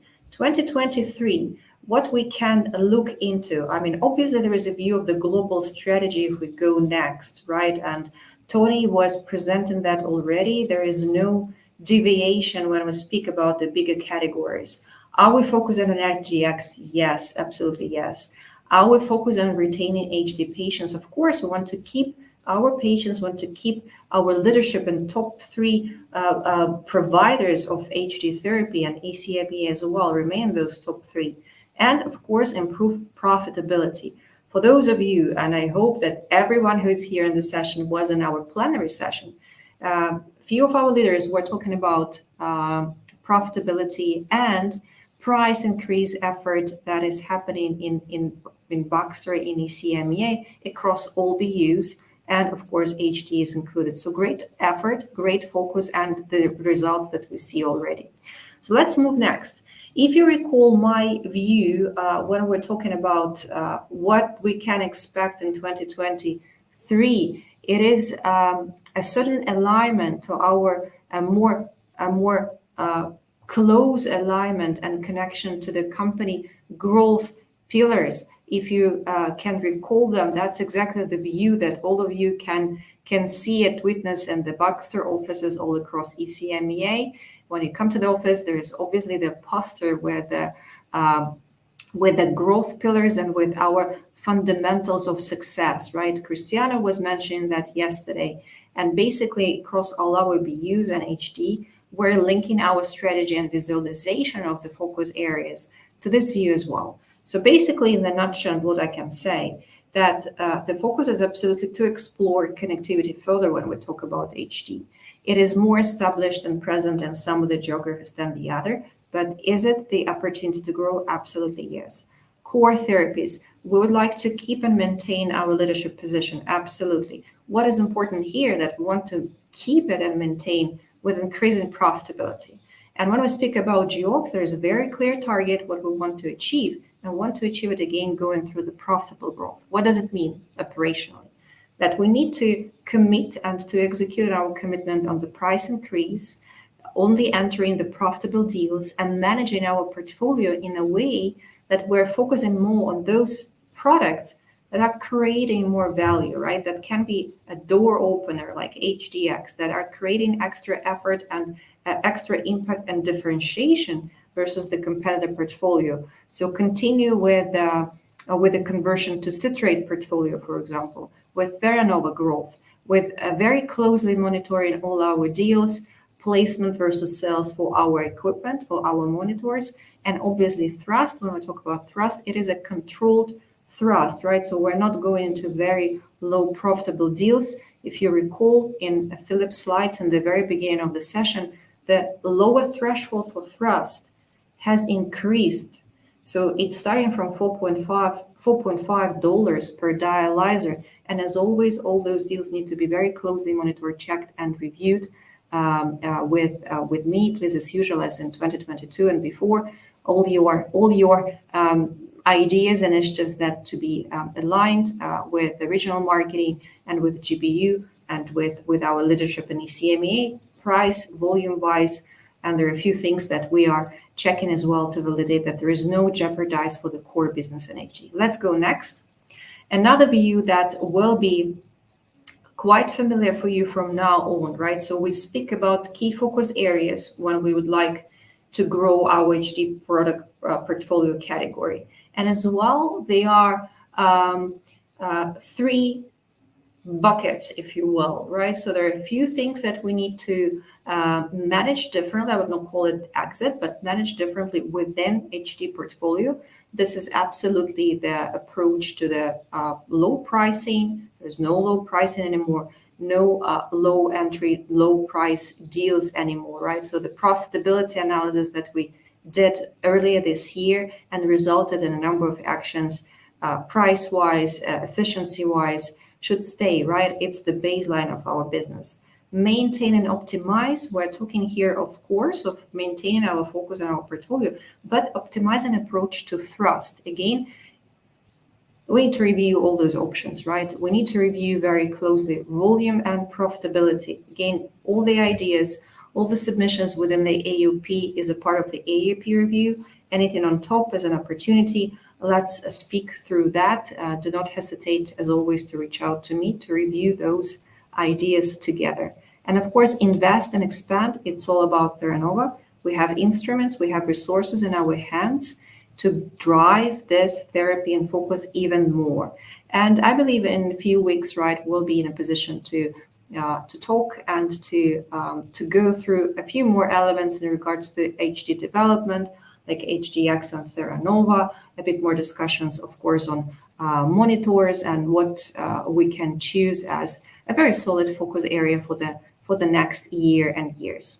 Let's move to the next. Very quickly, what you can expect as well, and I would like to emphasize the value of those people, right? We're talking about kidney collaborative specialists and ambassadors that we already have in our region. Please leverage on them. This year, due to the circumstances, right, and availability of the few speakers, we didn't organize Kidney Collaborative Ambassador meeting. It is moved to March next year, which we will use as a great opportunity to educate, develop more ambassadors for HDX. But our specialists are all here, and our driving force, and we fully rely on the team who is on the ground to spread the knowledge, to stimulate the acceptance of the therapy internally and externally as well. So that's one of our biggest assets is people, right? People who are very well aware, who are very much knowledgeable, and can create more ideas around HDX and Theranova. And we are absolutely ready for that and looking forward for your enthusiasm and your work and drive here. Okay, so two more things to go through, right? If we go to the next, in terms of the key actions, this is what you can expect, right? Again, tactically, next year to support our focus and our intention to drive a profitable HD growth, to further increase Theranova PD penetration, and to execute on our commitments of the profitable GeoX cases. There will be a few instruments for you to help to drive it, and there are programs from the regional side that we're working on. It's continuous investment in kidney collaborative ambassador and specialist program. One more event that we're aiming to do for renal care with the most focus on acute and PD, but there will be HDX topics embedded into the agenda. So we're planning to organize KOL meeting next year. You will hear more about that as a growth platform for ECMEA to be very close to the HCPs and societies, to develop this connection, customer focus, and a value-based and very practical hands-on discussions when we talk about all our innovations and therapy benefits for the patients and for the HCPs. So that's in a nutshell, very high level. There is a bit more granularity behind it, but we'll speak about that separately from now until the end of the year. And what I want to say as well, maybe in the end of this overview, what to expect, is one more thing. If we go to the next slide, right? In the beginning of the session, when we're with our GBU team, it was articulated what we can expect strategic-wise, like when we talk about strategy and when we talk about operations, like operational marketing. Do we have enough of product? Do we go through MDR? If MDR is on track, what are the changes that you can expect that, of course, influence in a way our speed in execution of the HD focus and the strategy? So basically, at the moment, what I can conclude, right, that everything that we have discussed in AOP as monitors or water demand should be met, right? As Nicholas said, there is a 60% confidence. So basically, based on the track record that we have this year, the volumes that are confirmed to on, this is the working volume, right? We consider that it will be delivered. So we can stick to this plan, which is great. There are a few nuances to remember, like a longer lead time for water systems. So please respect those timelines when you plan your growth and your deals. And one more thing for conclude, let's say, from our portfolio, we should not expect challenges for the product availability. Again, the monitors will continue to very closely track. At the moment, the assumption is very positive to our AOP aspirations and our strategic vision, but we'll keep an eye on any dynamic and development. What we need to ensure that we follow the citrate strategy conversion from acetate to citrate. There are a lot of benefits to do that. So please do not stop all the great work and activities. For Nova Plume, there is a certain shift in the introduction of the product on the market, and Andrea was speaking about that in the beginning. We'll be reminding those plans to the teams shortly after the summit. And of course, for dialyzers, there is all opportunity to grow with a focus on HDX and Theranova. For the rest of the dialyzers, when we speak about the regular business growth, no limitation. When we speak about thrust, again, we need just to review all the deals and all the ideas. So with that, I would like to close the session. It is planned a Q&A. I know that we didn't have recently, as I've got some messages, many questions in the chat.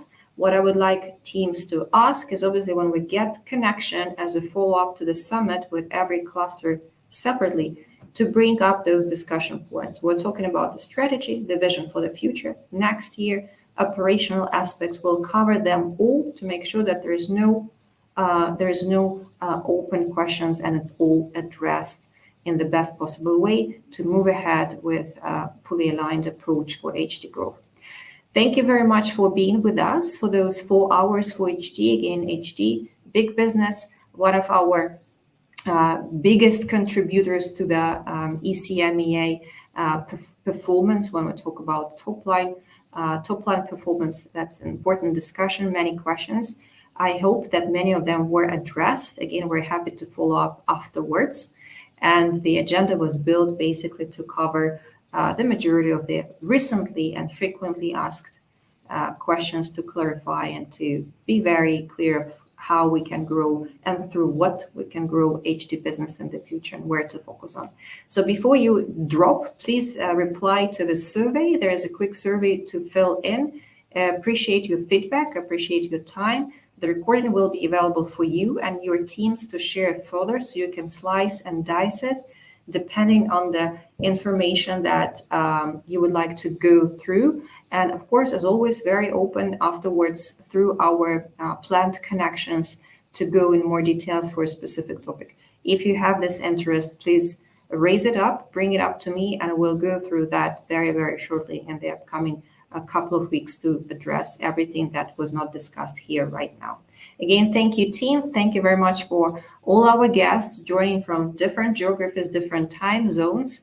It was a pleasure to have you. Feel a little bit tired, but really excited because we tried to manage to include many important aspects of our work, efficiency, and most important, to address some of the open questions for HD and HD business as such. Again, thank you very much for all your great work, for wonderful collaboration, and speak to you soon. Thank you.